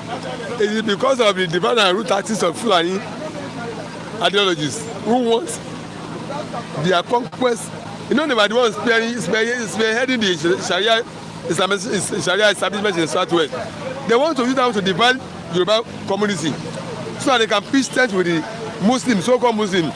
And those who will be deceived themselves, thinking they are fighting along that religion, not knowing that what the Fulani is actually waiting for is a conquest that to now turn against them too and conquer them, who are even the same Muslim and the Christian, and then conquer their land. It is because those other Nigerians who are Muslim have put themselves under the leadership of Fulani. If they calm themselves out and elect their own leadership of that religion in their own specific area, nobody will not be under the leadership of Fulani again. But because they are hiding, their eyes could not be opened. Their sense of reason could not be picked. That this is a more of ethnic conquest agenda than religious matter. They succumb to a religious threat, of which, as far as they are concerned, they won't allow themselves to be separated from that conquest agenda, of which is tribal. They allow issue of religion to deceive themselves and fall into that trap. Otherwise, why should Yoruba Muslim not deciding on what should be their who their leadership should be? Why should Edo Muslim shouldn't decide who their leader should be? But because they have put themselves under the leadership of Fulani, or who knows they also start to divide their land and pitch stand against them first of all as the same faith, and then turn again around them and fight both of them and conquer their land. That's what has happened. The moment they're able to separate their ethnic matter from religion, as Akeredolu did to governors of Southwest, say, come, forget about party affiliation, party you belong. This is a Yoruba land matter now. Let us come together and form a united security force in our land to conquer this threat in the name of Amotekun. The moment you are able to have somebody among those Muslims too who can reason beyond religious matter and see that this is a matter of ethnic issue, come together in the name of your one religion and come and get my point and defend this land, then that's why they have their way. But as long as they still succumb to that religious threat, religious blindfoldness, they will still be ruled by Fulani. Only dividing Nigeria is the solution. Yes, I agree with you. The federal government are the ones sponsoring the Fulani, and Tinubu is aware. But he just want to play along because he's a Muslim. Because he want to eradicate them, he has the power. I think I just about a free pass. How the hell the US sending envoy to Miyetti Allah? Kunle has gone to beg for Agbado. Okay, that's the GOA. Nigerians are in deep sleep. Where Makobi, they are entitled to. That's Adekunle Ajibola. Nigeria can never work. Where Makobi. Mohammed Badawi is the Minister for Defense and Nubari is the NSA. Both of them are Fulani. So can you tell us how you can secure Nigeria instead of playing along with the conquest? The neocons has too much. The neocolonial people, the people that are coming Nigeria, they have too much interest in Nigeria. A prophet of God have declared Tinubu will win 2027 election. It's not Others should not. No, his name is Prophet Sam Ojo, headquarters in Ibadan. He was doing something, an event, a vigil, where he made that God has told him Tinubu will win 2027 election. Others should not waste their time. If you are watching, like I said, click your like button and also drop your comments. Share this video with others. What do you have to say about that? I don't need a prophet to tell me Tinubu will win the 2027 election. I don't need a prophet to prophesy and tell me Tinubu will win that 2027 election, because everything that requires to conduct the election in Nigeria is not free. It's not free. Will they cast my vote? Is it my vote they will announce as winner? Are you deceiving me? If I go to polling booth and vote now, is it my vote they will announce as the winner of the vote? Don't they have the result already? They will announce as the winner of the vote. So there's already a result. Yeah, forget about that one. You know that our vote does not count in Nigeria. Forget about that one. Don't let anybody deceive himself. I will still go there and cast my votes. Our vote does not count. They will have their own result. They will announce as the winner. So since already that is what is going on, do I need a prophet to tell me that that's what was going to happen? And if you say you are going to court, go to court. All the judges there, it's already in their pocket. So who are you? Which judge will give you judgment? Number 3, all the instruments of force, police, army, commissioner, everything is in their pocket. Who will now work for you? If someone wants to protest, there are other army hands and security hands. They kill when they see they kill 2 or 3 people, everyone will run inside. Forget about those ones. No, I don't need any problem to tell me to win the 2027 election. But I will still do my own part. I will still go and vote. So does it mean that Nigerians are defeated already? We are conquered. Politicians has conquered Nigeria. It's not defeated. Conquered. But they are not up to Nigeria. We have a population of more than 200 million. These people, they are not up to like 5,000. The many people of Nigeria have not risen up to defend themselves. They are still sleeping. All the remaining Nigerians did not take up their cause. Nobody is ready to fight now. Nobody is ready to take up the cause against them. If 10% of people are dominating 90% of people, and those 90%, they are still sleeping. They doesn't concern me. And them, not their own. They do up. They continue to do it in the way they like. And they will continue to oppress you until you have masses who decided that, look, we can't allow this to continue again. That's then you can chase those few people, those few politicians. But with the remaining Nigerians who are still folding their arms, saying, doesn't concern me. I know the politician, no, I don't want to die, I don't want to protest, and me and my family, remain in that.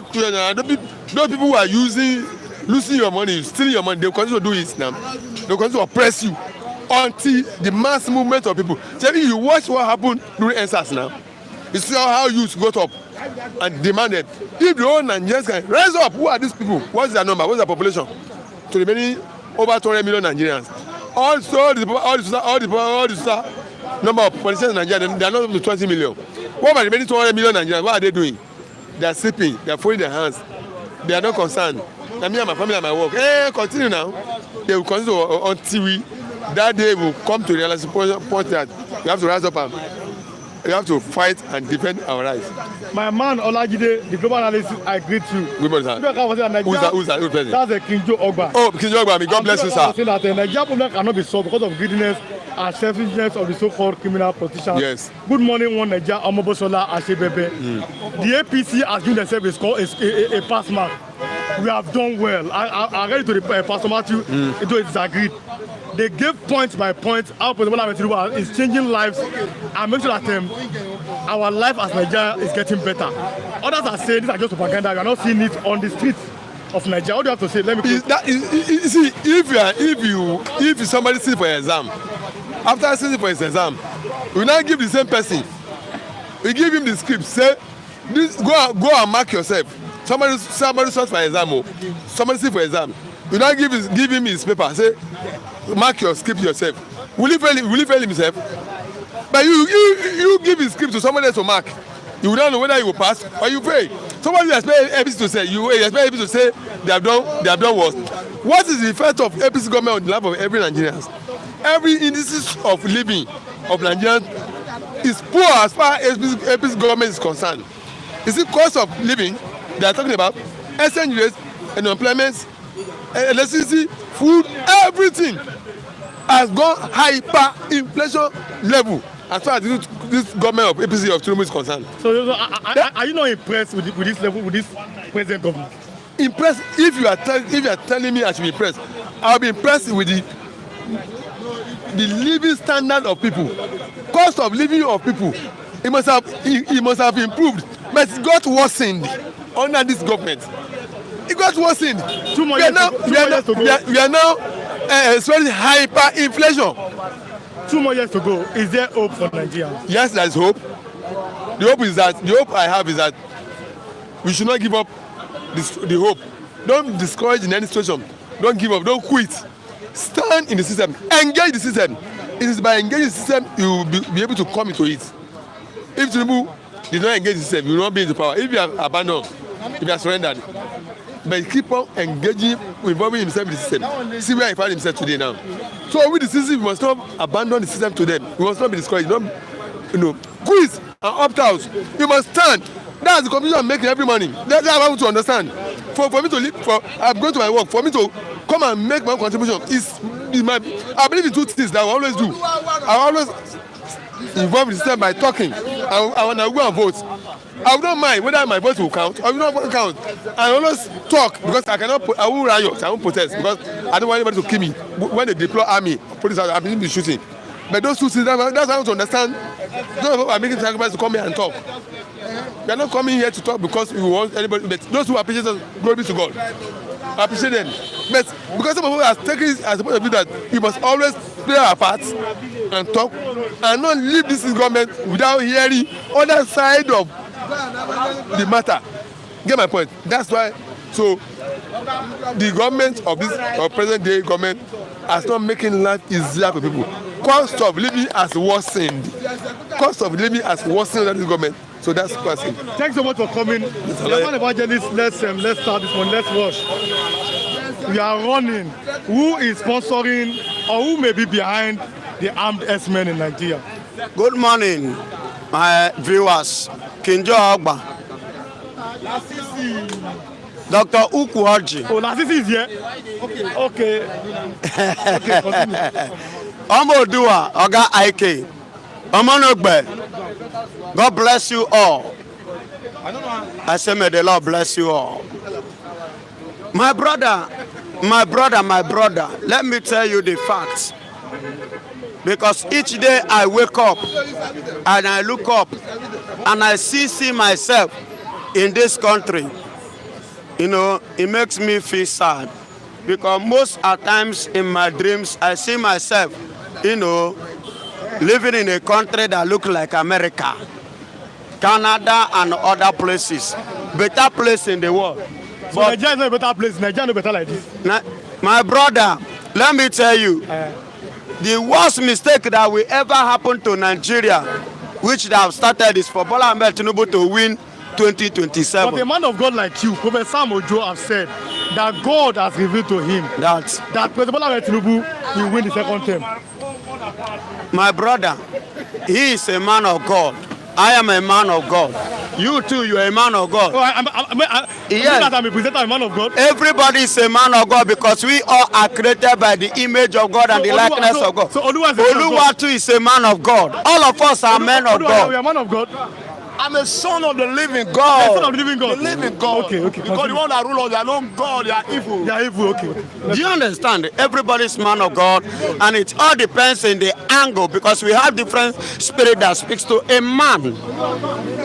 As the word of God made it clear to my own level of understanding, there is a voice called the voice of man, the voice of God, and the voice of the devil. These are the 3 voices.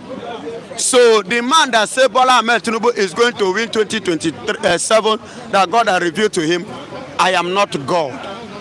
And the Bible made it clear to me in the book of Jeremiah that anybody that speaks with the name of God, that we should not oppose it, that the judgment is in his hand, is the one that will do what? That will treat their fuck up. So if he say God say so, glory be to God Almighty. I don't have much to say concerning that. But the fact is still remain. Is God now a politician? Is God now partnering with Nigerian politics? Is God now a member of APC or PDP or CDP or SDP? That is something I want to know. It is the high time that the Nigerian ministers of God, the pastors should learn how to stay away from politics. And that is why we are having problem today in this country. Because the household of faith, the place which we're supposed to preach the word of God, the truth, we are now using it, we have turned it into a political center, whereby all these criminals, the politicians, are coming to give ministers of God, pastor money. Pastor no go stand in the pulpit to talk the truth. He go begin to head the ministers for Nigeria, the politicians. Do you understand? You see why I am not happy, and I don't want to condone that, and I don't want to talk much about it, because he mentioned God. That is the business between him and the God. Coming again, my beloved brother, on what you say, the people that are sponsoring this book, Boko Haram of 18, or this herdsmen, I said it earlier before now, and I will continue to say it. My brother, the money that they are using to buy gun and bullets is not from cow. It's not coming from cow. Then who is giving it? That money is coming from the politicians' purse, pocket. They are the sponsors of the herdsmen. They are the sponsors of the insecurity in Nigeria. They are the sponsors of every bad thing that is going on in this country. Nigerian politicians should be held accountable. See, my brother, how many cows do you think that these people are going to sell to acquire that kind of arms that is in their hand? And to acquire the number of it, and they still have cow, to train or to carry up and down. Yes, if they should sell their cows to acquire AK-49 and AK-47, do you know how much they are selling AK-47 and AK-49? Do you know how many millions? And not only that, do you know how much they sell per bullet, that they are wasting it anyhow, and yet they still have it in quantum? Definitely, the criminals we have as politicians, as leaders, that have been robbing us, taking our money, they are using that money which they rob from me and you to buy and to sponsor those herdsmen. Then, in 2 minutes, Biafran evangelist, what is the way forward? Complain, we know. What should we look forward to? What is the way forward for Nigeria? If actually the Nigerian leaders have future and have shame. Or possibly, does this country, Nigeria, does it have a future? Wait now. I say Nigerian politicians, if they have shame and they really want to run for the betterment of this country, Nigeria, they really meant well. Let us do the needful and the right thing. And what is that needful and the right thing? Let's go back to regional government. Let's go to regional government. And whereby regional government is not included in their interest or in their agenda, please let everybody go their separate ways. Thank you so much, Biafran evangelist. And God bless you. Okay, I understand. Yes. I understand, because I begin to see your signal. May God bless you, the viewers, wherever you are watching us from. God will continue to bless you. Thank you so much, Biafran, my man, Biafran evangelist. Good morning, Mr. You can go. Good morning, Mr. James, the Waymaker. Good morning, sir. Good morning. Thank you for having me this morning. Your zone is facing a heavy backlash. I'm talking about heavy gun battle the armed herdsmen has killed over 60 people again in Benue State. They have found a way to shut down 15 churches. What do you have to say about that? Thank you for having me this morning. It is now glaring and clear that the federal government of Nigeria want to hand over Benue to Fulani herdsmen. How? What do you mean by that? What I mean by that, that the CDS sponsor have told Nigerian that the Fulani men who are coming to terrorize Benue are Fulani that are coming from Mali, that are coming from Sahel, part of the Africa country. What stopped Nigeria government to stop these people? They keep killing these people of Benue. But as I speak, if you remember before 2023 election, when Samuel Tom, the former governor of Benue, was shouting, on top of his voice of this Fulani agenda over Benue. They say, oh, keep your mouth shut. You are PDP member. You just want to bring APC down. But go and check the current governor of Benue says APC, Reverend Father for that matter. And the killing still continue. What has Bola Ahmed Tinubu done about the killing in this Benue? About killing my people in Benue? Bola Ahmed Tinubu have not done anything about it. Bola Ahmed Tinubu have not stepped into that land after the elections to go. I remember vividly that numbers of people came out to vote for Bola Ahmed Tinubu in Benue State. Why is Bola Ahmed Tinubu treating people of Benue in this manner? By giving Benue people to Fulani for Fulani men to conquer Benue. And we have been told, the federal government told us that it is not Nigeria Fulani that are coming to kill in Benue. What stopped Nigeria government to stop these Fulani men who are coming far from other countries to come and kill my people? Their plan now is clear. And that's why may God Almighty keep protecting Mazi Nnamdi Kanu. The visionary leader, the leader who saw today, he saw yesterday, he saw tomorrow. When he was shouting on top of his voice, preaching this message about these Fulani men conquering Nigeria, most especially the Middle Belt, they pour speed on his way. They say you don't know what he's doing. But you can see today it's clearly that the Fulani men now have conquered the Middle Belt, which is the Benue, the Plateau, Taraba, and the rest. Don't forget, 2 weeks ago, these terrorist men sent a message to my place where I came from in Kogi State, churches in Kogi, that they are coming, they should be prepared. Nigeria police were aware of that, and they sent this message to the churches in Kogi. And these people will still come, they will still come and take their approach or not harm them. At the end of the day, CDS Musa will come on national television telling Nigeria that the Fulani that are coming are not Nigeria Fulani, that the border is too porous. How long are we going to listen to these excuses? This government should stand up and do the needful and put these people to where they belong. Abacha once said that any insecurity that more than 24 hours, government have hand in it. Do you have my son? It's in the public domain. These are the reasons why T.Y. Danjuma said we should rise up and defend ourselves. That the security agents are compromised in fighting this insurgency. It's on the public domain. Am I the one that said it? T.Y. Danjuma is the one that said it. This recent DSS but also said the same thing. So if you look at this angle, you see what these Fulani men are doing in Benue, in Plateau, in Taraba, you would know that Mazi Nnamdi Kanu commit no offense. And that's why we are telling Bola Ahmed Tinubu that trying Mazi Nnamdi Kanu was an error. This money you need to try Mazi Nnamdi Kanu will have been channeled on stopping Boko Haram, stopping these Fulani men that are coming from different countries to come and terrorize my people in Benue. Today, it pains me the way these people are killing the people of Benue. And yet, the governor of Benue cannot do anything. He's waiting for the federal government to allow them to hold God to defend these people. Until everybody in Benue before he will stand down and do anything. Democratic Republic of Yoruba is not part of illusion scheme called Nigeria. That's Omoboshola Shebebe. Omogbe, we look back. Good morning, Mr. Omogbe. This program starts as early as 8 o'clock in the morning. So it starts 8 o'clock on your notifications. When we start, kindly join us every morning. Good morning, Waymaker. Omogbe is greeting you. Thank you so much. Nigeria has stopped existing. Omoboshola Shebebe. Good morning, Mr. My best anchor, Mama himself. I really appreciate you a lot. Thank you so much for what you are doing. God bless you, Mr. Mogbe Binuba. Nigeria must build a gate, okay, in the border, okay. The border can be wide. Why don't we use it like a drone? I'm still not conversing at them. Okay, where is Yakubu Gowon in one Nigeria? Gowon have run away, and that's why I keep saying it as a man that came from Middle Belt with the same Gowon. Gowon need to apologize from the Igbos, because if Gowon refused to apologize for the Igbos, which the British used Gowon to buy during the Biafra War, Gowon might not rest in peace.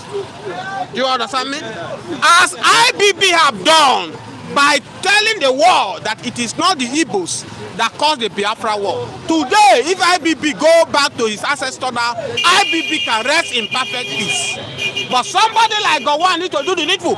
Because if Gowon will have allowed the Igbos to go then in 1967, Africa will have been the best country in the best continent in the world as we speak now. Igbo will have been the Japan of Africa. They will have been the Japan of Africa. Oduduwa nation will have been the best of what they know for. We, the Middle Belt, will have been better. The North will have been better. The British allow Gowon to join us together so that they will keep making us. And that's why we are now a slavery to them today. It gladdens my heart that the message of Mazi Nnamdi Kanu are liberating Africa. Message of Mazi Nnamdi Kanu is part of what brought Abraham to Traore now, and he's showing the template to these people, these Epulepu people, Macron, who is running up and down, running to Donald Trump. Donald Trump cannot save you, Macron. Enough is enough. We were blind before, but now we can see. Africa are now waking up. Abraham Traore now is doing the. Are you seeing other countries right now? And that's why I'm saying that if ECOWAS did not take a fast decision, ECOWAS might be the things of the past in Africa. Yes. Now, what did we expect the ECOWAS to do right now?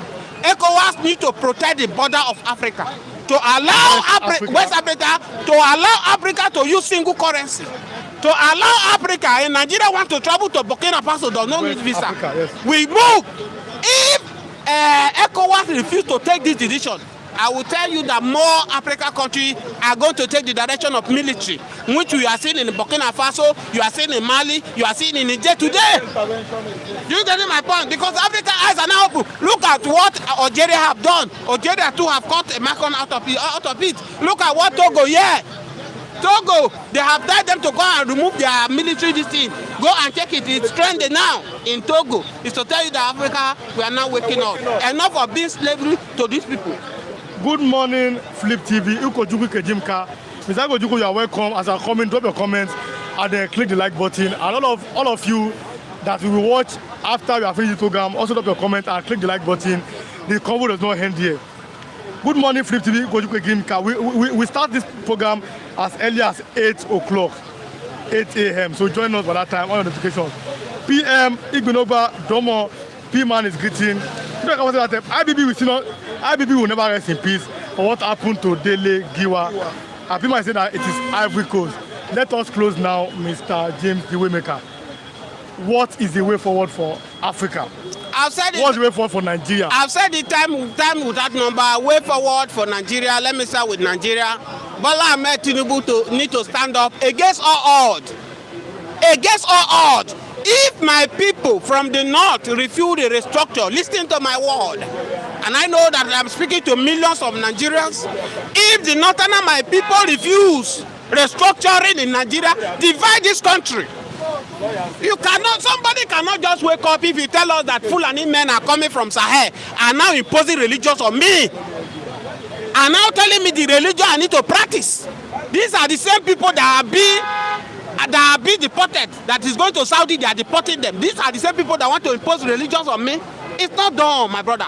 So Bola Ahmed Tinubu, stand up. And as we are seeing now, the way things are going on, you might be the last president of Nigeria. You might, because everything is going zigzagly as we speak today. Imagine the rate of killing in Benue. You are burning down churches. You are forcing your religions on people, and we say it's not acceptable. So if Bola Ahmed Tinubu know that this battle is beyond him, I keep saying it that whether Peter Obi, whether Atiku, none of them can solve the problem of Nigeria. None of them. The problem of Nigeria is you divide this country or you restructure the country. But if you bring Peter Obi to come the same structure, Obi my worst, even they will impeach Obi. Because if you were to be Obi that is doing this shenanigans character Bola Ahmed Tinubu is running Nigeria, Obi will have been impeached long time ago.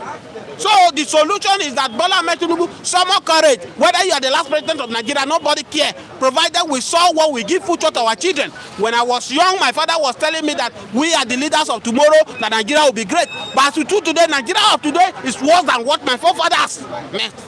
Finally, I am the next president of Nigeria. I am not the president. I cannot be. Do you know who said this? Our able pastor, a man of God. Abido Sheka. Gandusa Ganduja. I have Ramande. He have everything. I don't have anything. I don't have Ramande. I'm here. I have only phone. Odumeji has declared I will run for Nigeria's president. Do you think that this man, because he has everything, in that boss keeper, he has Abido Sheka, he has Refare Fasel, he has Gandusa Ganduja, a man that have all this power. Do you think that is necessary? I find that this country we need to be very serious. One of the problems that is affecting us, when it affects you, it doesn't affect me, it doesn't concern me, and that's where we are. As a serious nation, if you see people who are dying in Benue today in Taraba, it's supposed to touch you, but it can be to anybody. I've said the time without number, religious is part of the problem we are having. We should need to wake up and tell ourselves the truth that religion has now become a problem to us. Whereby a pastor, a clergy will climb his altar and be making jest of himself, turn himself to comedian. Odumeje is supposed to use his opportunity to address what is happening in Nigeria. It's just this shenanigans character of mocking what is happening. For me, it's not acceptable. It's not acceptable, and that's why we are saying they keep brainwashing people. People bring their tithe, people bring their offering, they enjoy themselves, they have security, and that's why you are doing. These are the same thing what of the Senate President Akpabio is doing. And I said it without any fear of anybody. Akpabio is the worst Senate President we have ever had as a country. It's the worst senator. Akpabio has turned himself to comedian. I watched a video that is trending right now where Akpabio was singing, Bola Ahmed Tinubu, you are the best, you are this and all that. What concerns Senate President to be praising the President? Excuse me, did Akpabio know that his arm of government is quite different from the executive? For crying out loud, Akpabio Senate President has brought Nigeria down. And these are the same thing pastors are doing. Respect to these pastors. I am not yet to drag any pastor to bring pastor down.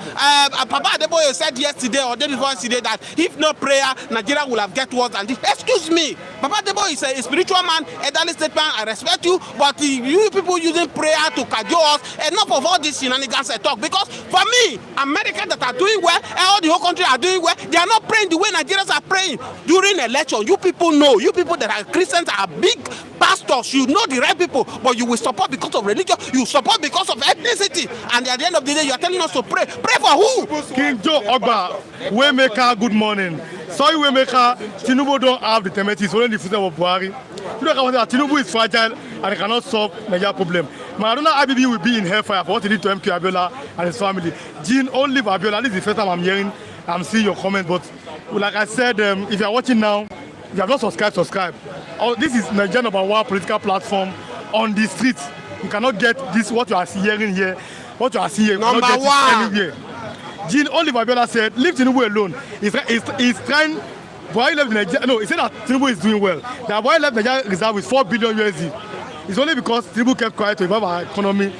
Nigeria should go after Buhari, please. Sorry, let me react to that. When Buhari left office, Buhari was paying subsidy for Nigeria, right? Buhari borrowed 75 billion trillion before he left. 2 years of Bola Ahmed Tinubu now has borrowed what Buhari borrowed for 8 years. How you say we should leave Buhari? Who brought Buhari? Was it not Bola Ahmed Tinubu? How you say we should leave Buhari? We should not talk about Bola Ahmed Tinubu? Good morning, Mr. Iwa. Shalom to everybody watching. Mr. Adijelonge, I greet you. Do you know why I'm greeting you? You are in Paris, France. I know that on Saturday night there was a celebration in Paris. I'm talking about the Champions League final that was won. How PSG, Paris Saint-Germain, defeated Inter Milan 5 goals. That's the highest ever result Oluwaste in the history of Champions League. So congratulations to you, Mr. Adijelonge, and I'm very happy for you because your club has won that title. Now, we are closing with 2 more topics. I'm just wondering. Number one, Sanwo-Olu snubbed. I'll ask him before I go. Sanwo-Olu snubbed. For the moment, Tinubu snubbed Sanwo-Olu. Yes, of course. We have the video. Go watch the video. You were shaking everybody. He left him. Is that a problem in Lagos State? Yes, the problem have come. I keep saying it. Whatever you sow, you will reap. The same thing that is happening to Sanwo-Olu today was what brought him to office. I remember the way they treat Ambode. Ambode was a very good governor to Lagosians. He was doing everything, but they passed through backyard door, brought Sanwo-Olu in, and Sanwo-Olu also tried the same thing. Don't forget that their problem started when Obasa, when the whole, is it 21 House of Assembly member in Lagos State, lawmakers, they decided that they are not okay with the leadership of Obasa. And Baba Sokpe in over there, which a lot of us believe that as Baba has now become president, he should be president of all. He should be able to leave the situation of Lagos State, let the governor of Lagos State decide what happened in Lagos State. But reverse is the case that you are a president in the federal, you are still dictating what is happening in Lagos State, and you can see now that has caused a problem between Sanwo-Olu and Babajide. But many people are reacting. If you go on social media, Baba is an elderly statesman, Baba is an elder. what Baba did in that occasion was wrong. Even if I thought you have a problem with Sanwo-Olu, you must not bring it out for the public domain. Either you like it or not, Sanwo-Olu has played his part for you to be a president. I remember when every other governor left you, Sanwo-Olu was there. Sanwo-Olu was like a PA to you, moving from one state to another. But for you publicly to disgrace him in those manner, no matter how they rancor. Look, when somebody gave birth to a child, if a child mess up, you don't throw the child away. Because the child poo-poo, you throw the child with the poo-poo away, you remove the pant and wash and you keep your baby. So for Baba to do that thing to Sanwo-Olu, for me, I am not okay with it. It is very wrong. It is very wrong. Every child and father has misunderstanding, but they find a way to settle their understanding. For that kind Baba to do that thing, for me, people who advise Baba that, people who are with Baba, they will have told Baba not to do that. Hey, Webeka, you are welcome. Christian Andren. Don't more comment. Thank you, Webeka, for telling the truth. Lastly, a man of God has prophesied. 2027 election, Tinubu has won. Atiku Obi, don't waste your time. Prophet Sam Ojo, God has revealed to him Nigerian 2027 election. What do you have to say? No, for me, I keep saying it. That's why I say religion is the problem we are having in Nigeria as a country. If you go to China, what you see in China is a factories where people are working. Have you not shocked that Samuel, Gideon, Matthew, John, Barnabas, they are in the street doing Yahoo Yahoo. They are doing fraudsters. These are guys, these are children that are being dedicated in the church. They were born in the church. You can see Jamiu, Muslim name, young boss now. They are in the street doing fraud. Why are they doing fraud? Do you think they are happy? They are being grown with parents that are rooted in religion because they have seen that life is not fair with their parents and they don't have a church, no work, no factory. They decided to take their destiny into their hands to do crime. I'm not saying that to do crime is good. It's not good. But look at the numbers of churches in Nigeria today. How many factories you have? Now in 5 minutes you stretch, you see Redeem everywhere. You see Christ Embassy. You see the Light. You see the rest of them everywhere. How many factories are you seeing? Where do you think that your members will go and work for crying out loud? Every Sunday we take our Bible, we go to church, we go and sit on Monday, and this pastor asks, what is these people doing to survive? And this is the problem we are having. Instead of these pastors to see, to pray, we saw the Bible that this Bible they are using. We saw Prophet Jeremiah was going to prison time without number because Prophet Jeremiah will look at the authority and tell them what to do, and the government will arrest him. But unlike what we have today, they will give you prophecy that the government, they will buy the government to take the government. Whether you say that Bola Ahmed Tinubu will be the president of 2027, is that what Nigeria need? Can't you see how to defeat Boko Haram? Can't you see how to defeat this Fulani headmen? This is shenanigans of these pastors. They are mocking Christianity. This is not the mission. This is not the idea of Jesus Christ. Preach the love. Let the love lead. And that's why may the soul of TB Joshua keep resting in peace. A man who believed love. A man who preached love. Till the last day, he died on earth here. Oluwa one of Ogba. Thank you so much, Mr. James, the Waymaker. Oluwa one of the whole of Ogba land. God bless you. Only one Oluwa. What famous and popular? What do you have to say? Have you seen the video how Sanwo-Olu Tinubu look at him? He was shaking everybody. When they reach in time, this man, no, you don't shake hands. Have you seen the video? No. But do you think that may cause a wahala in Lagos APC? See, when you see the film, when you see the video, you see Tinubu don't know the capacity of the reality on ground. You see, you understand? Tinubu don't know how to manage human management. But nobody is being seen as the master strategist. It's like a thank God. It's like God, he be tata. Because he believes he be lion of the body law. Okay, what is he doing as a rock now? Where is the meaningful of Nigeria living? But look, the APC are saying that they are doing well. APC is a change. They fail. They go for change, fail, hope, fail, renew hope, fail. Now they are not kidnapping all the politicians to their pockets. How long will they continue? They fail woefully. Okay, now to kidnap everybody may enter APC by force. I want them because the fear is around them. The fear is already tormenting them. Because they are afraid.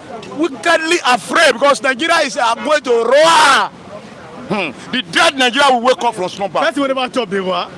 But they give you money now. See, forget money matters. See, there's a time when you don't drink Gary, you don't say this guy no be Gary and some foolish. You go roar and say no. You go so wrong. You go the other way. You go funny. Go the final. A city governor, or you say governor, say not not APC versus PDP. He said it's hungry Nigeria against Jagaba administrative. Can you imagine that language? Hungry. Papa they hungry, mama they hungry, pikin they hungry, brother they hungry, sister they hungry.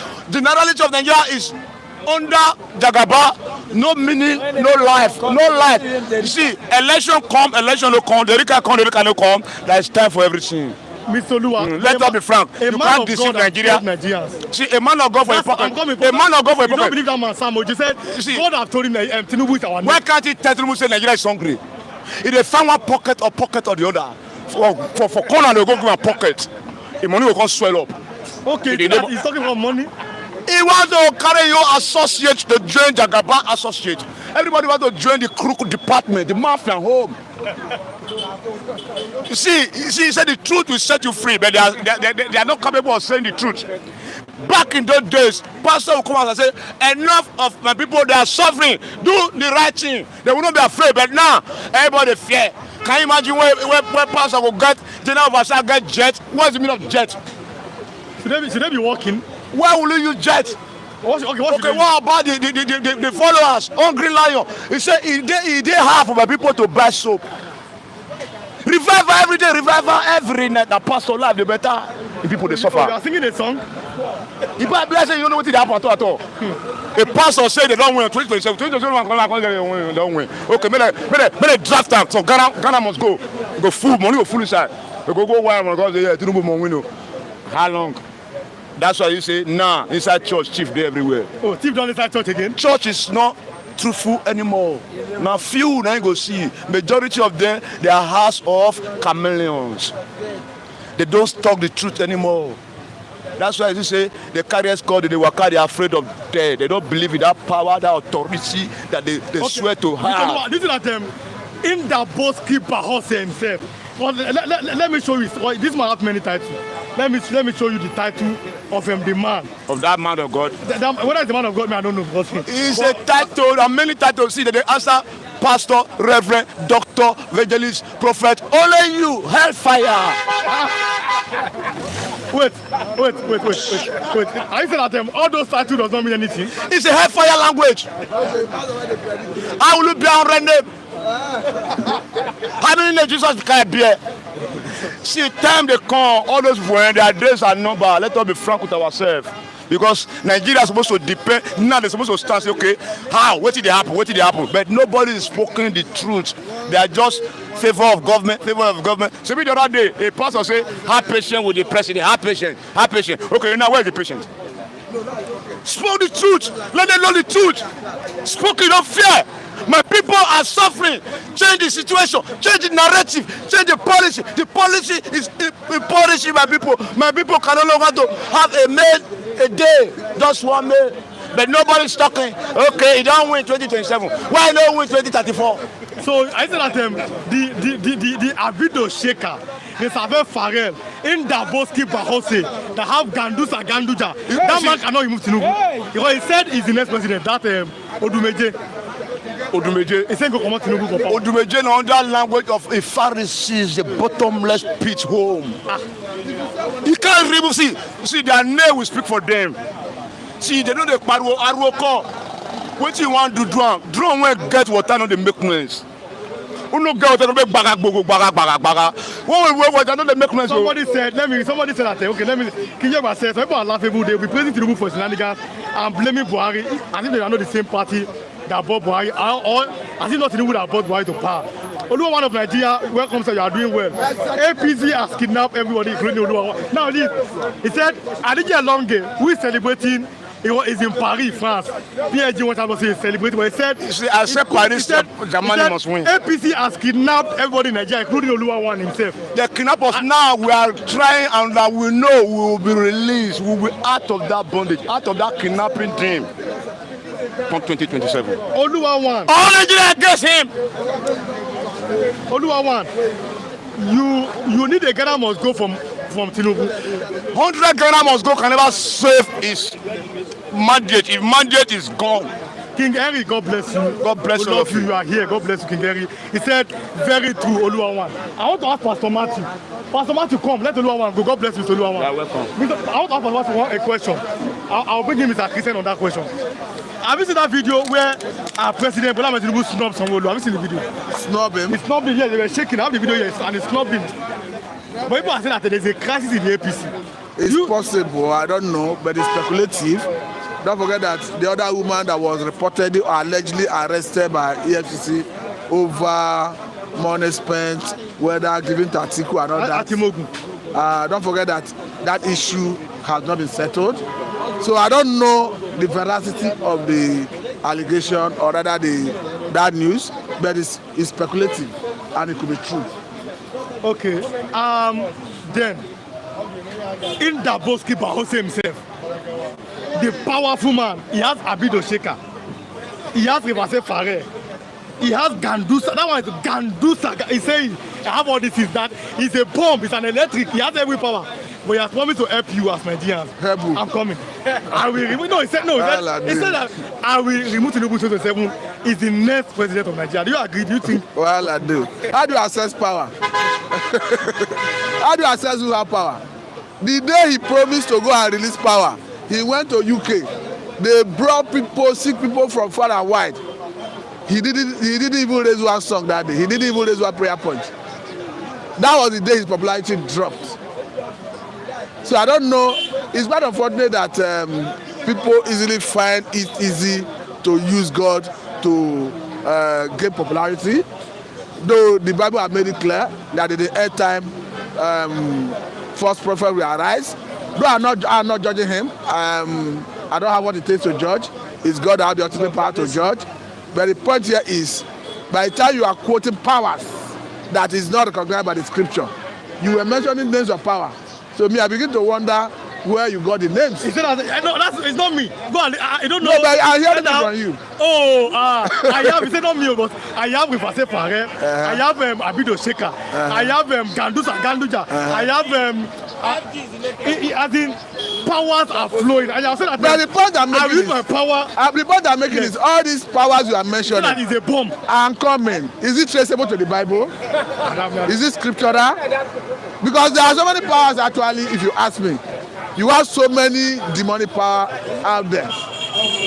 So I don't know where he derived his power, but I can categorically tell you that all the names you have mentioned, is it Abido Sheka you call it? Abido Sheka. I can never find that in the Bible. So I don't know where he derived it. Let me read it. I am not ordinary Homo sapien. I am more dangerous than intercontinental ballistic missile. I am more dangerous than hurricane. I am more dangerous than COVID-19 and coronavirus. I am Dabus Kabash. I am Rivase Farel. I am Palace Bosque in Telebo. I am Sepri. I am Lemande. I am Ribadu. I am Abido Sheka. I am Ganduja. I am Rivase Farel. I am Palebo Isketelebo. I am in Daboski Bahose. I am inexplicable. I am more dangerous than bomb.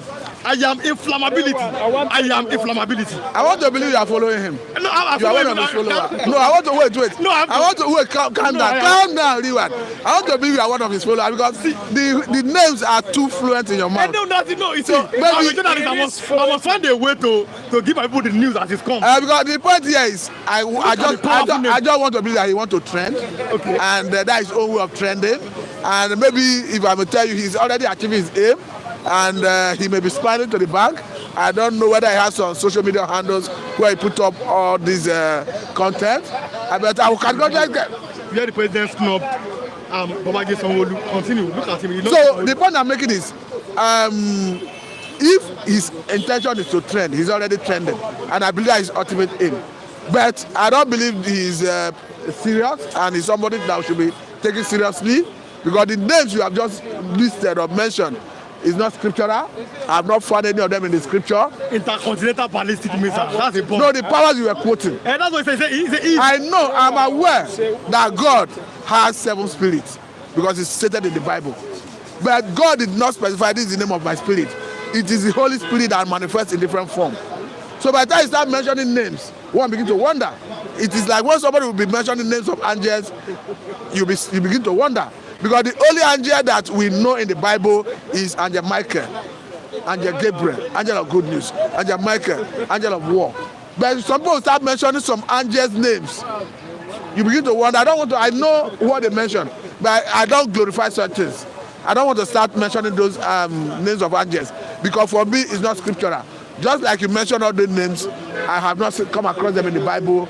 I don't know where you derive them from. That's why I was even surprised that you pronounce it fluently, wondering whether you are part of. No, I'm not part of it. Okay. Okay, hit the like button. T billion, God bless you. We love you. Let me have yes, Mr. Christian. Let me find a way to. Christian Chuku. Say something about that prophet, please. Just 1 minute. Yes. What can you say about all those power that this man have? And he has promised to help Nigeria. If you listen to him, you will hear I. The same pride that he put Satan where he is today. Satan say, I will go higher than God. I will. I is a pride that God doesn't like. If you see this man, he has said, I am this, I am that, I am only him is. Then what position is he giving to God? That I is very, very dangerous. Now let's do this one now. Now, President Bola Ahmed Tinubu snubbed Sanwo-Olu. They have a video, everything. But what do you think, or why do you think the president may have snubbed? Like, we know our president, even before he became president, he already the political godfather of Lagos. Very master strategy. They call him, people call him master strategy. They call him that kind of name. You even hear this name, they used to call him Governor Emeritus. They call that name. They Kingmaker. They even call him Kingmaker. So, but what I know is that Sanwo-Olu is a very good submissive governor to Mr. President. That's what I think. Okay. So I don't know exactly the reason why what is happening now. Mr. Lucky Ehagona, I don't know be Lagos. I don't know be Lagos. I don't know be Lagos. I don't know be Lagos. There's a good news for you, Mr. Lucky Ehagona. I'm praying. Do you know what happened? Okay. I'll be denying that place. Okay. So that's why I say, Yeneba. God said, come here. I know something will happen here. I'll be denied there. No, I'll be denied. I just came there now. They say, nothing for me. I should go to my father's house. I said, okay. I will go. Yes. I've been denied. I said, no worry. God always knows his people. Okay, Pastor said that confess your sin. Is there a sin that you have committed? I did not commit sin because you know why? Yeneba. Yes, Yeneba. Yes. So now I don't know. The sin I committed, I have been denied. I said, don't worry. God will bring me to the promised land. Okay. Now there's the good news now. Yes. The good news about the most powerful man in Nigeria. Yes. He said, no, not me. No, he said, no, I report what I see. He said that he have the power. Yes. And I quoted the power. Pastor had the power before. Yes. Should I quote the power to you? Yes. But he has said he will rescue you from Tinubu. Let me read those powers for the last time. I'll not read it again. Okay. He wants to help Nigerians from President Bola Ahmed Tinubu in 2027. I'm talking about the man Odumeje who have all the ballistic missiles to help. I don't know why a person can have a ballistic missile. No. I'm hearing it for the first time as Nigerians. Let me find. Okay, I'm struggling with my something here. But let's start from Sanwo-Olu. President Bola Ahmed Tinubu snubbed Sanwo-Olu. He was shaking everybody. Look at Sanwo-Olu. It's not greeting. People are saying there's a fight in Lagos APC. Let's start from there. What do you have to say? You know, 2027, Sanwo-Olu lost woefully. Tinubu lost woefully.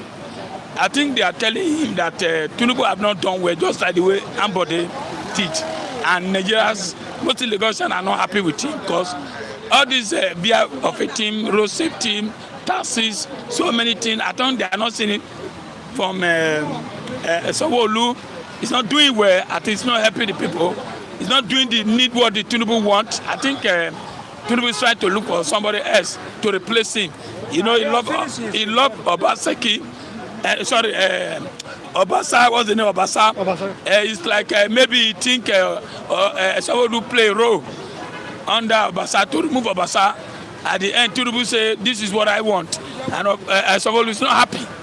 So for me, I think It's a fight, and that's what we want the opposition. We want them to fight and fight and fight. After fighting, all of them, both the Baba, both Sanwo-Olu, we pack their load and go home. That's what we want.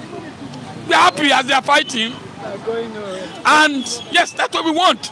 But it seems that God may have answered Nigerians through Prophet Odumeje. That is it. Now, let me read it again. This is the last time I'm reading it. Okay. He said, I am not ordinary Homo sapien. I am more dangerous than intercontinental ballistic missile. I am more dangerous than hurricane. I am more dangerous than COVID-19 and coronavirus. I am Dabus Kabash. I am Refasel Farel. I am Paleboski Intelebo. I am Sepri and I am Lemande. I am Ribadu. I am Abido Sheka. I am Ganduga Gandusa. I am Refasel Farel. I am Palebo Isketelebo. I am Indaboski Bahos. I am inexplicable. I am more dangerous than bomb. I am inflammability. I am inflammability. And I will rescue Nigerians from Tinubu. Do you trust that man? All this thing, all this Bulaba, Bakabo, what they call it, is it in the Bible? Or you don't formulate it? You don't trust him, man? I don't know.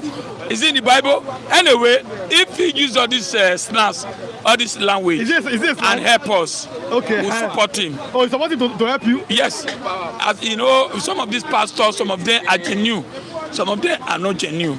For me, for him to say that he's going to rescue us, any means he want to use, whether Bulabo, whether any Tinubu use Bulabo, everything enter that place. But today, we have a pastor who is making all type of sound, snares. For me, what we need now is Tinubu to just go home and rest.